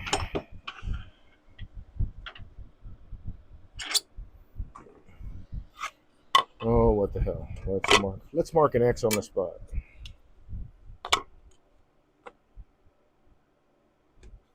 Or at least close to it. Something like that. So that I have a target.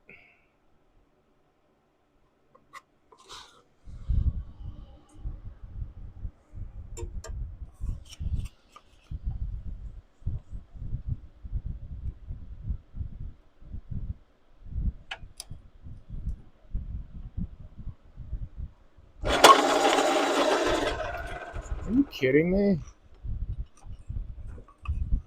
What the heck happened there?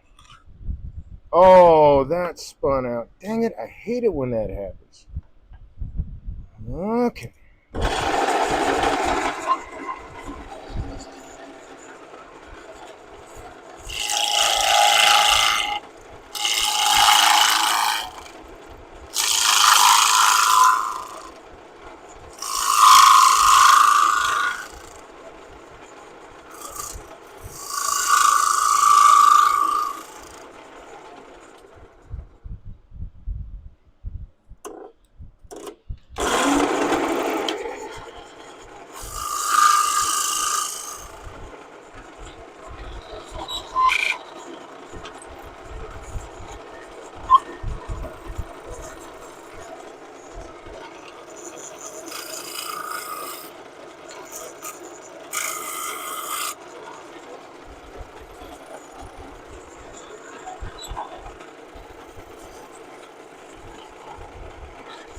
Okay, that would be round enough. does not need to be perfect. That's going to be a bear to get off now. I think. Yep. Dang it.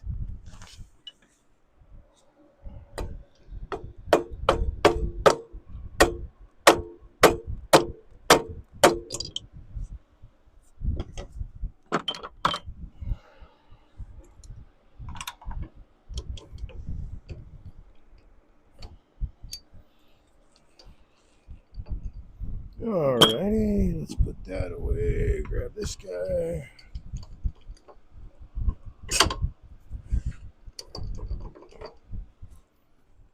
Grab this guy.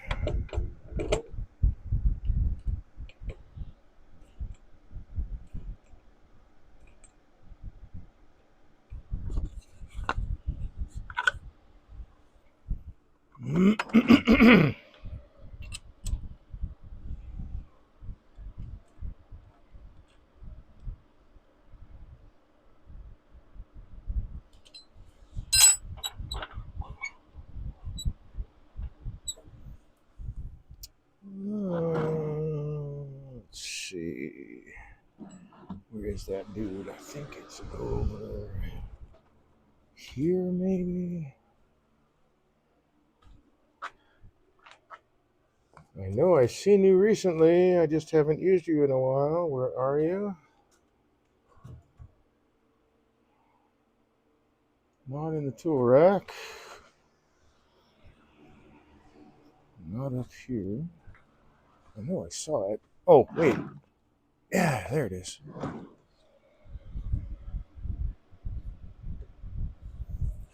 Move back, man.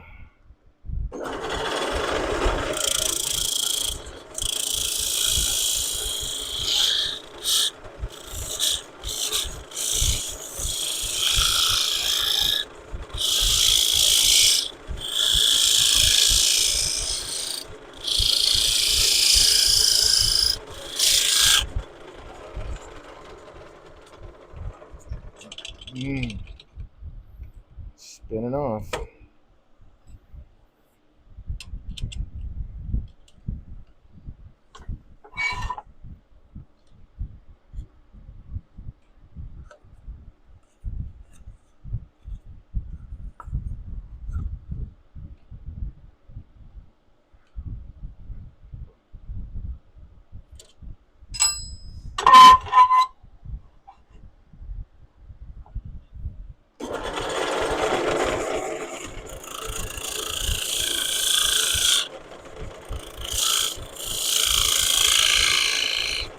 I know you're in there somewhere, man.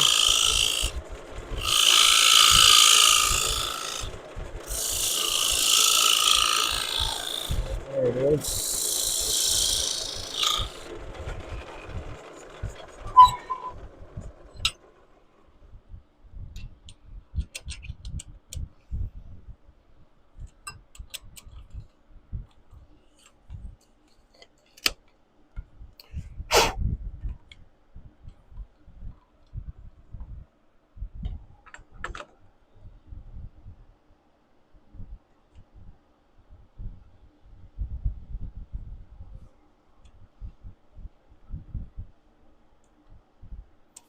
There we go.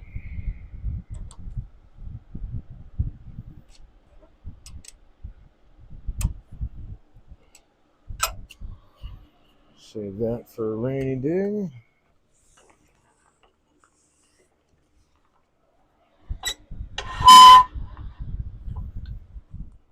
This guy away. There we go. Never too terribly far, at least in theory, from a solution. Let's do something about this ankle biting elbow poker.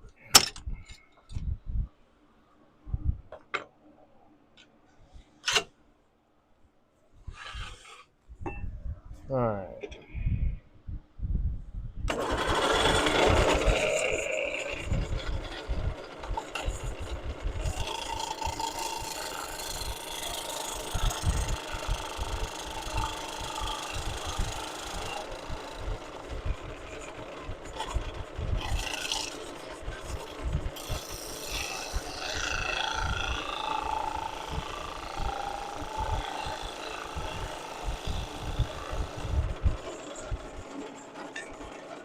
Wrong tool.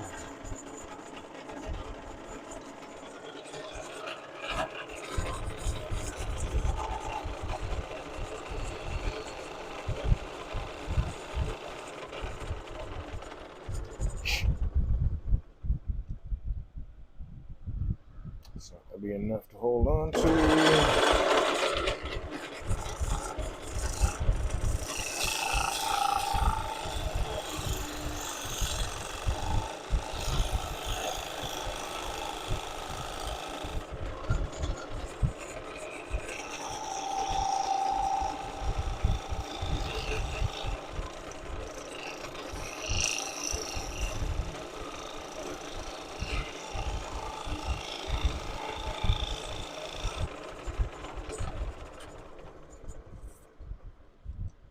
There we go.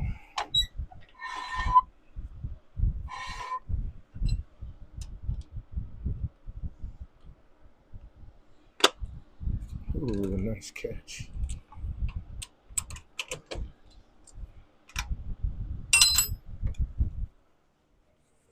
Yeah, I guess that could be almost a frisbee, right?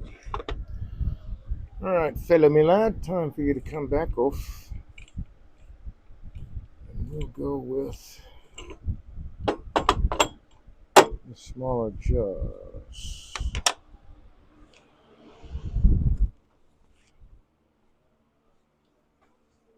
And the next time I pass that bottle, I'm going to have a drink of half and half tea and lemonade. Audio's still good. All right, cool. I did not get a chance to charge these, but for about 15 minutes.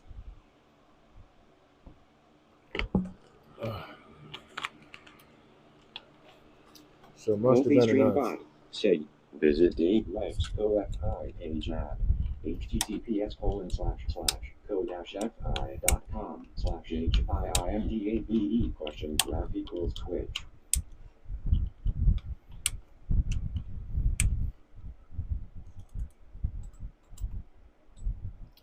Hey, I don't want to hear any fireworks yet, folks. This is Michigan. I'll probably hear fireworks already. Save it. We have a nice rule here.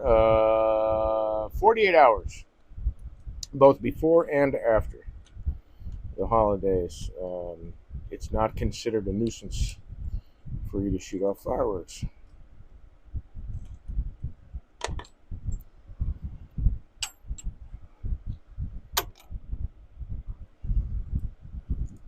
So I'm hoping I don't have 4 full days of that, but there's that possibility.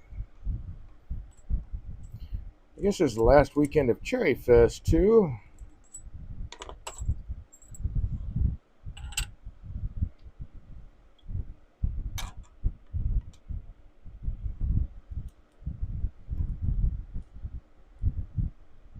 I don't know. I don't pay enough attention to it. I know the area relies on the tourist bucks. I get that. I don't give a whole lot of attention to all that because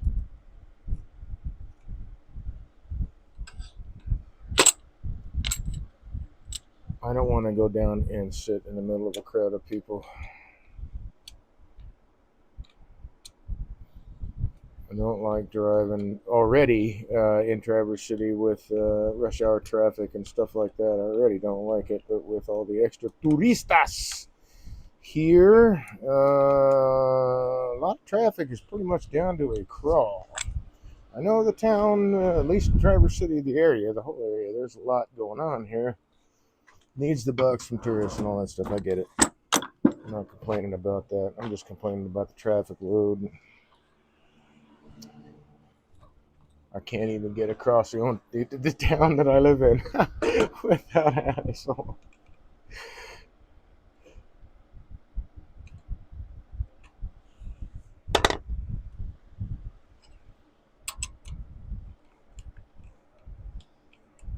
Alrighty then. So I have this dude I need to make. Or do I really? No, I just need to size my internal tenon.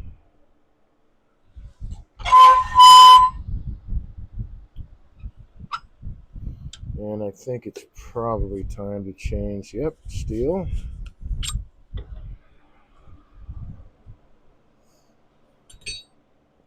Like running pell-mell, like I had 4 tools to sharpen before I was broadcasting. I got here.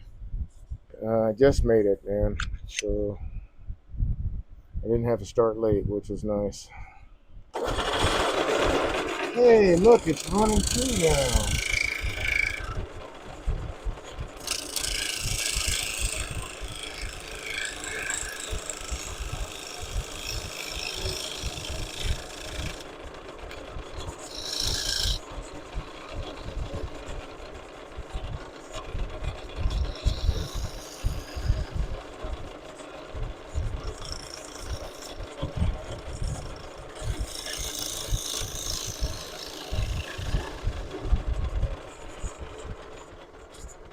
And besides, man, I'm sure there's touristas out there every once in a while buying one of my pieces from the gallery. So, I'm not bitching about it. It's the traffic situation that's crazy here.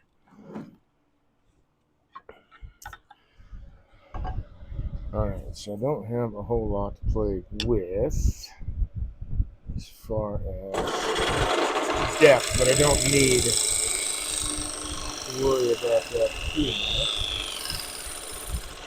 Since this is not going to be a friction fit lid, it's going to sit down inside. How long do you normally stream for? 3 hours. Usually stream till 11. But, there's nights that I go longer and nights that I start earlier. But my schedule is 8 to 11 Eastern Standard Time.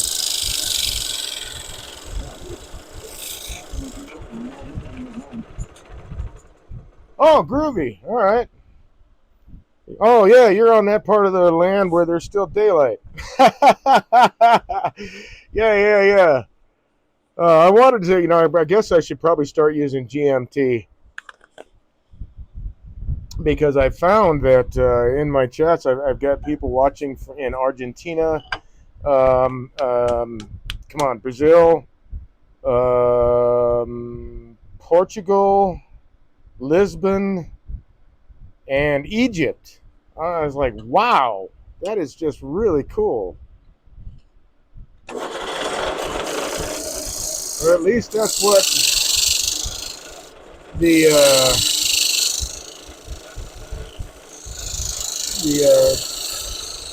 stream. What do they call that? It's not a review. Anyway, that's at least what they're saying is like that's where all the, not all of them. That's where I'm surprised. I mean, I'm not.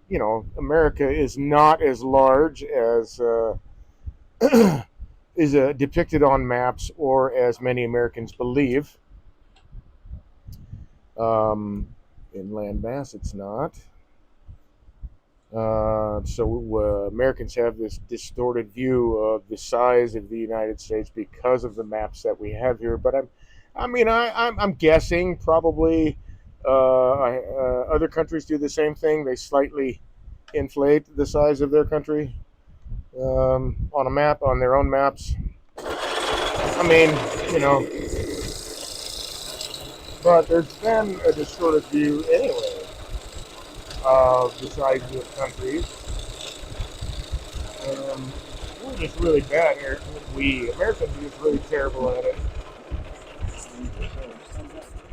Oh, okay. All right. It is now, well, it's twilight. It's twilight here. That would be enough to hold on to and to play with.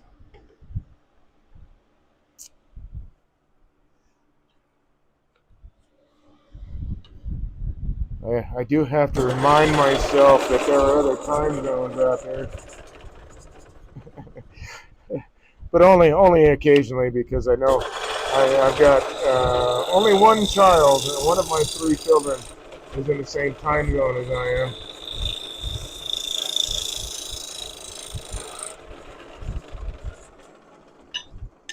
Man, that negative rake scraper on this really hard wood, that really is nice. Let's see, I think I can get away with a smaller spindle gouge here.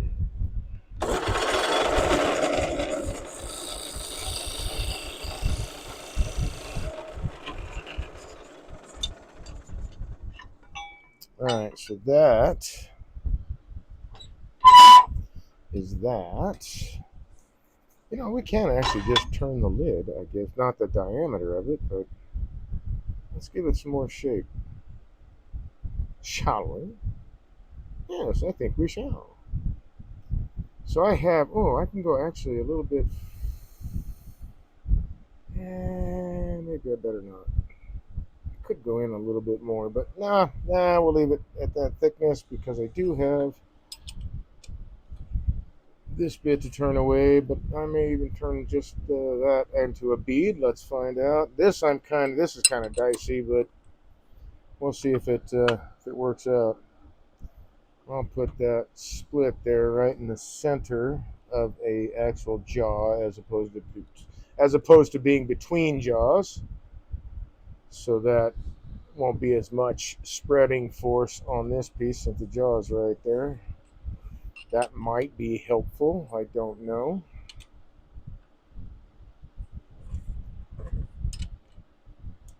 Ooh, heard a little tick. So that's where we're leaving it. Alright, so I don't know what my finished diameter is, but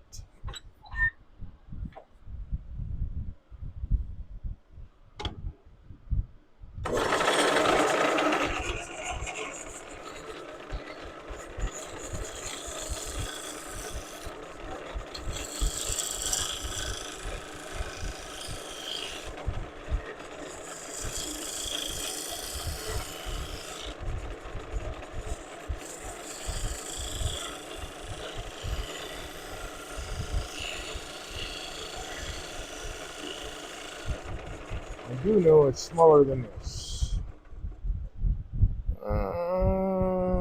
Do I like that curve? So I'm just kind of playing around with profiles right now because I've got wood to waste away.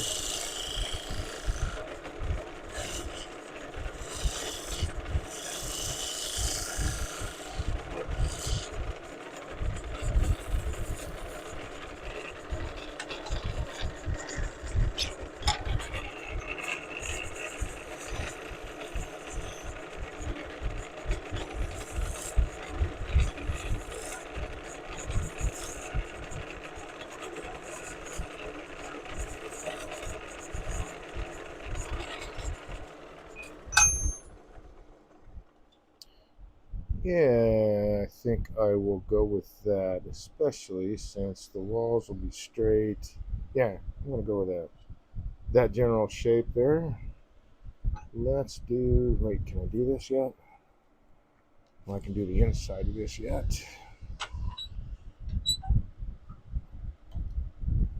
So let's see how much of a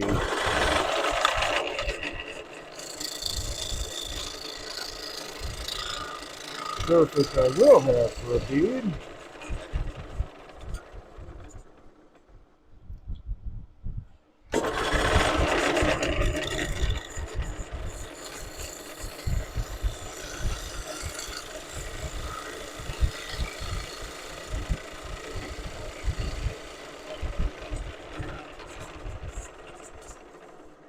It's nice and clean. I still have plenty to grab onto with the chuck. Then I'm going to use a smaller spindle gouge and raise the tool rest some.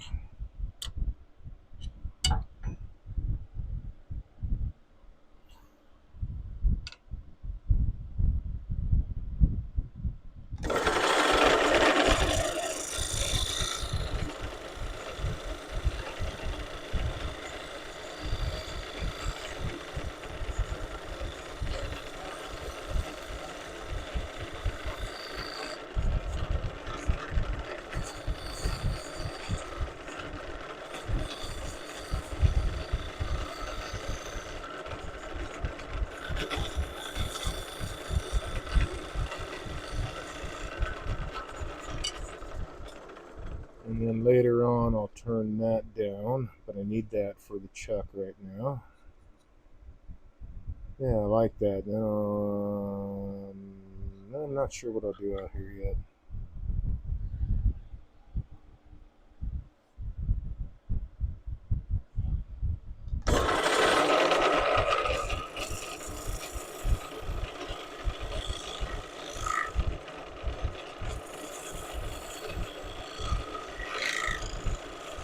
We got a little bit of shear scraping. I want to see a better surface than what I've got right now. Aha, okay. I've got a tad bit of a divot here. Let's see, there we are.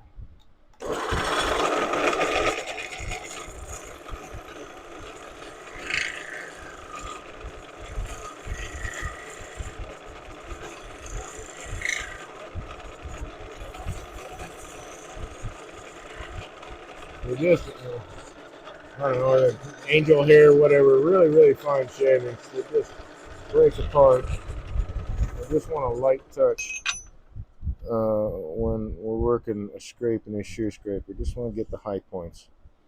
I think it would be better if I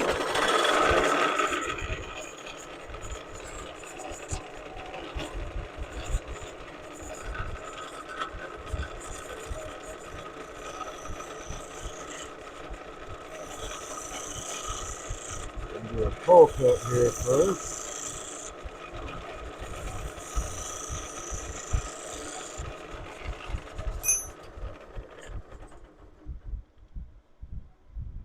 Almost got it.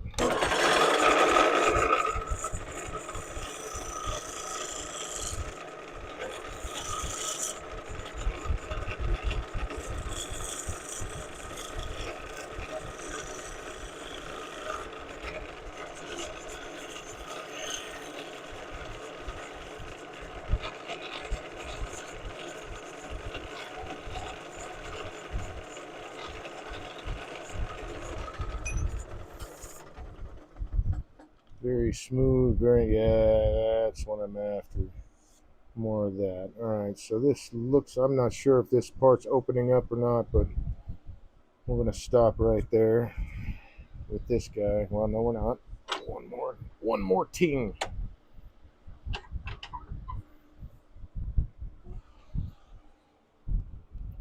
Got some torn out grain there, and I don't want to leave that. Again, this is not the finished diameter.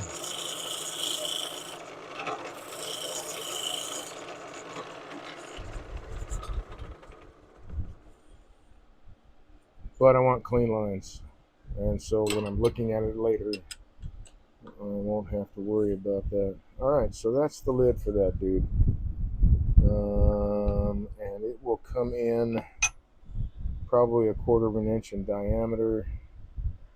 You know, I could probably size it right now. Oh no, I'm going to lose that. Well, now that's not nice. Oh well, it is what it is. This will still line up with that spot.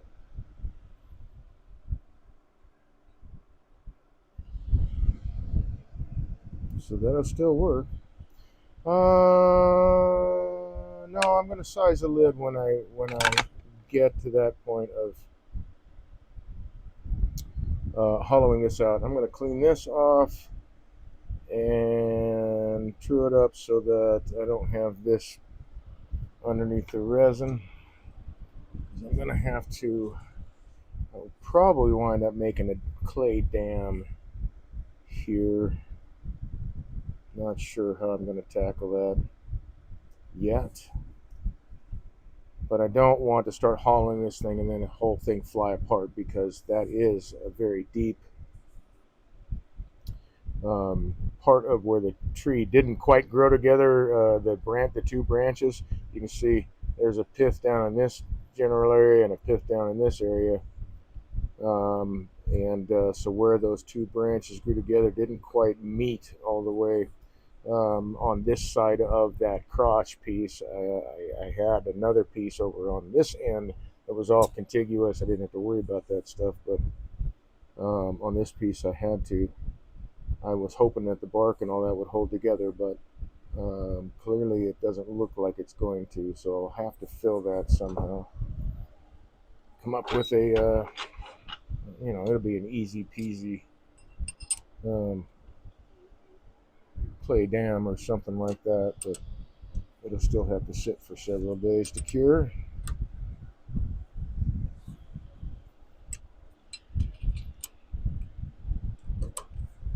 Or to cure properly anyway.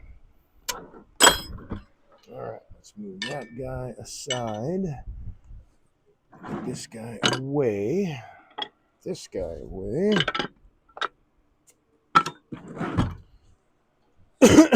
Set this guy aside.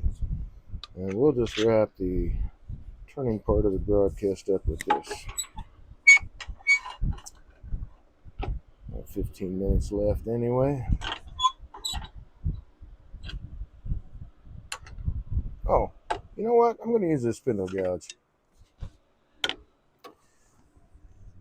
There is a very efficient way to use a spindle gouge, and it was Mark Gardner, I think. It was either Mark Gardner. Yep, no, it would have been Mark Gardner. Mark Gardner just like changed my life when I took classes from him. We had at our club meeting, and got to talk to him too, and he changed my life on how to use a spindle gouge. It just changed so many things. I think that's the center. So we'll drop it just a bit. And it doesn't matter where you are on the piece, actually. Not really. And so I want to clean off this face. Now I can make a 90-degree face with this. I can make a slightly indented one, or curved. It doesn't matter. But the most efficient way to use a spindle gouge is to set yourself up at wherever your endpoint is going to be, which in my case is going to be the center there. And I put my thumb on top. It doesn't matter what, if you have a finger or whatever, you want to have that where that endpoint is marked. I set my thumb up there and my wrist, so I have to start. This is comfortable for me. I have to start in an uncomfortable position. Hey, how you doing, Dan?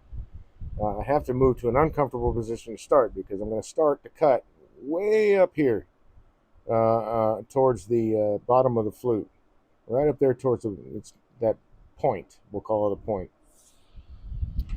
And then I'm just going to lift the handle. And the handle itself, because my hand is in an uncomfortable position, my body mechanics want to get it into a comfortable position. So my wrist will automatically rotate as I lift the tool. It'll just automatically rotate, and I want to track that all the way across and get that excellent cut across there. And it is just one movement. Every cut that you make with the spindle gouge, you want to start right up there. And as I lift the handle,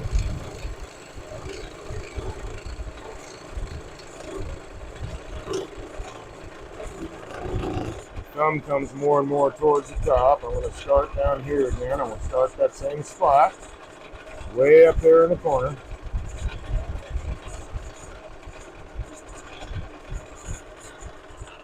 And because I started off as one does on the bevel, if I got it on the bevel right now, that's right in the bevel. Everything that I'm doing is I'm pressing that bevel right into the wood. There's no shavings coming over because I'm not engaging the cutting edge. I want that bevel to give me the spot that I need to start with.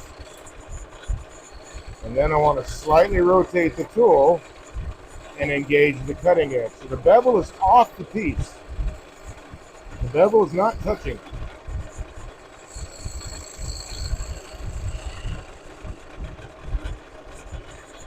So you can ride the bevel all day and not have anything happen. Engaging the cutting edge, and it's not much of a movement. It's just enough to start seeing shavings right there. I'm on the cutting edge now. And that's the same with every tool. You want that bevel support, but you want that bevel support to get you in the right direction. Riding the bevel does nothing. So I want to start in an uncomfortable position, and then as the tool moves that way, I'm just raising the handle. The flute itself will close because my hand is moving into its comfortable position at the end cut, which is there. And that is a very exceedingly efficient way to use a spindle gouge. In everything that you do, if I was going to turn beads, uncomfortable position, comfortable position. Uncomfortable position, comfortable position. On any face, anywhere. Same if I'm going backwards. I'm in an uncomfortable position. My end cut is going to be here. So my thumb is right on top. That's my end cut. I'm going to start. I want that cut way up there in the point, and then as I come and make that curve, I'm lifting the handle, automatically closing that flute.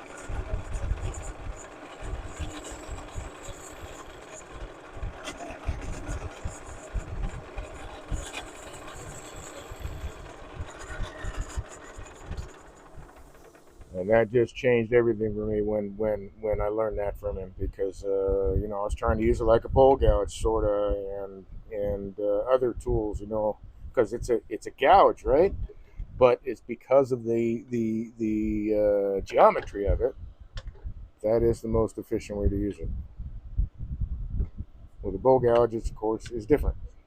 With a spindle gouge, I'm starting way up high, and my handle's way down. You can see in this camera here, and my handle is way down. So I'm starting that cut way up in the top corner there of that point. On a bowl gouge, the handle is not all that far down. If I even take the bowl gouge, I'm rubbing that bevel. Nothing is happening. I got to engage that cutting edge. I'm starting to get little whiskey shavings there. And I can go all the way across. But the bowl gouge is not used. You can use it. I actually do use it a lot more like a spindle gouge now. But it's not. It's more designed for that bevel orientation. It has a smaller face on the bevel. This has a larger face on the bevel. You can get right where you need to be, starting that cut high. And as I'm ending the cut, my handle's coming up, so now the cutting edge is starting to drop down. On a bowl gouge, it's typically straight. On a spindle gouge, you're coming in at an angle. So, whoa, no, you're not spinning off.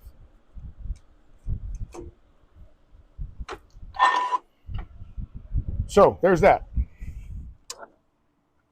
A little bit more to it, and it does take practice, but that has changed. Like I said, the way I use spindle gouge forever. It just simplifies everything, and so that's what I like to teach. Let's keep it simple. Let's get you on the lathe and using, learn one tool really well. Bowl gouge, spindle gouge, whatever it is. Pardon me while I shut this down and wipe this off. When you're learning to turn, shut that off too. Don't try to handle every single tool all at once, right? Or try to learn every single tool as a group. Pick one. Skew, spindle gouge, scraper, bowl gouge. Pick one. And get really good at it. get really good at using that tool. The things that you learn from that tool will apply in some ways to every other tool that you use. But you're building your muscle memory, your stamina with the lathe, and once you get really good with one tool, then pick up another one and start using that tool. Don't try to tack them all at once, because every single tool is slightly, it's different. I mean, it is, especially if you're, let's say, a bidan, completely different from the tools that we use here in the U.S. Um, Very much different. But the things that you learn from a skew and a spindle gouge help you with a bidan. So get really good with one tool, and you'll get some really nice pieces under your belt. If you're trying to tackle too many tools at once, then you're paying more attention to other things. I mean, you're not paying attention to what the experience is with that tool and what you can learn to do with it. And again, then that translates to other tools. I didn't do that until I got my first mentor, and he kind of said that, sort of. It was more of a, I don't know, more of a suggestion, I guess, at the time. So I started playing with bow gouge. Well, actually, I started playing with a skew because it was intimidating as hell. And I just didn't think I could get it right. And Rich Graffin saved me on that one, and Dave Dalby and Steve the Woodturner. They've saved me on that one. The skew now is one of my favorite tools. I don't know. I don't know if I have like bowl gouge, spindle gouge, skew. It doesn't matter. I don't know. I don't know if I have a favorite tool. I guess it depends on the application. But the spindle gouge, I don't really have an issue with now. And the spindle gouge is way more versatile than is normally taught. There is a lot of things that you can do with a spindle gouge, with a skew, that isn't really taught a lot. And those things I like to share with my students as well. But every tool that you have, every tool that you work with is typically more versatile than what you're taught. So explore, turn, practice, practice, practice, practice. Try to figure things out. Are you going to have things come off the lathe as a beginning wood turner? Probably. I mean, even experienced wood. I mean, I've been turning since 2015. I still occasionally have pieces come off the lathe. It happens, but I've learned over the years where I should be when I'm working on pieces, at least the best place I should be, and not in the line of fire. Green wood it has different qualities than seasoned wood, right? It compresses more, it's more spongy, even with tailstock support and a glue block or a chuck. Or even between centers, even sometimes, depending on the wood, it can squirt out. So it's give yourself the permission to make mistakes, because you're going to, as a beginning wood turner, and even turners have been around for a while still. I mean, they happen. It could be any number of reasons. It doesn't matter. The point is that somewhere at some point the turner lost focus, even if it was just for a moment, and then it happens. So it happens. It happens a lot less frequently the more you practice and the more you learn, different techniques and what different woods will do under different circumstances, blah, blah, green versus seasoned or dried or kiln dried or whatever. And that's a lot of stuff that I'm still exploring myself, because I haven't touched every single timber on the planet. I would love to. Well, maybe not every timber on the planet. There is a particular tree in Florida that is highly poisonous, so I don't think I want to mess with that one. And I'm sure there are other trees like that. I don't want to mess with those. Yeah, I want to turn as much as I can, because there's a lot of knowledge out there, and there's a lot of room for all kinds of viewpoints. For every viewpoint, in fact, there is room. So your voice, if you will, that you give to your turning is just as valid as somebody else's. So don't sell yourself short. As you turn more and practice more, your skills will improve. Never try to stop learning. Always try to learn more. But practice and practice and practice. And timber is a natural product. Again, I say it's like Christmas because you don't know what's in there until you open the box. So you could turn something and have a burl just explode because there's a big mold ball in the middle that you couldn't see, or there's a split on a piece of timber, or maybe even a ring shake that you didn't see, right? And those things, it just happens. It's not a mistake on your part. In fact, I hate even using the word mistake. It's more like a design change. Sometimes they're involuntary, sometimes they're catastrophic, um, but it's a design change.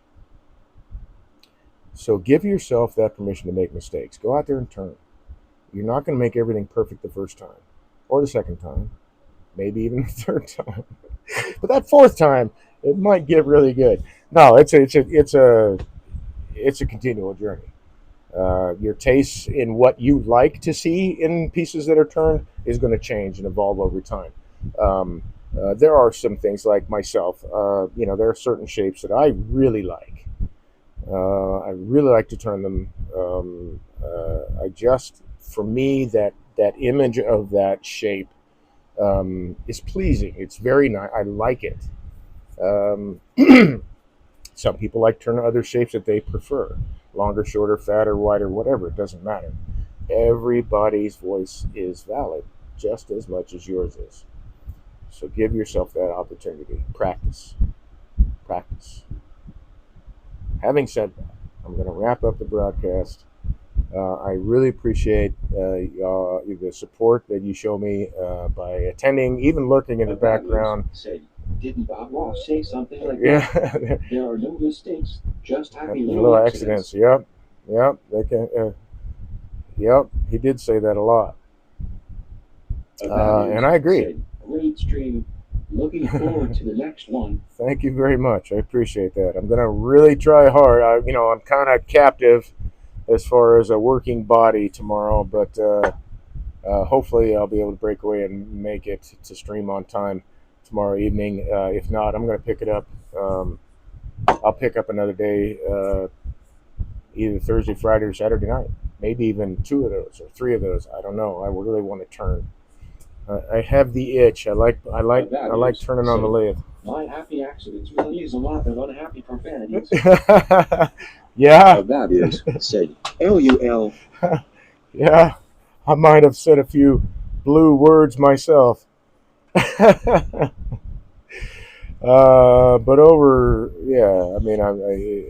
it does lessen over time.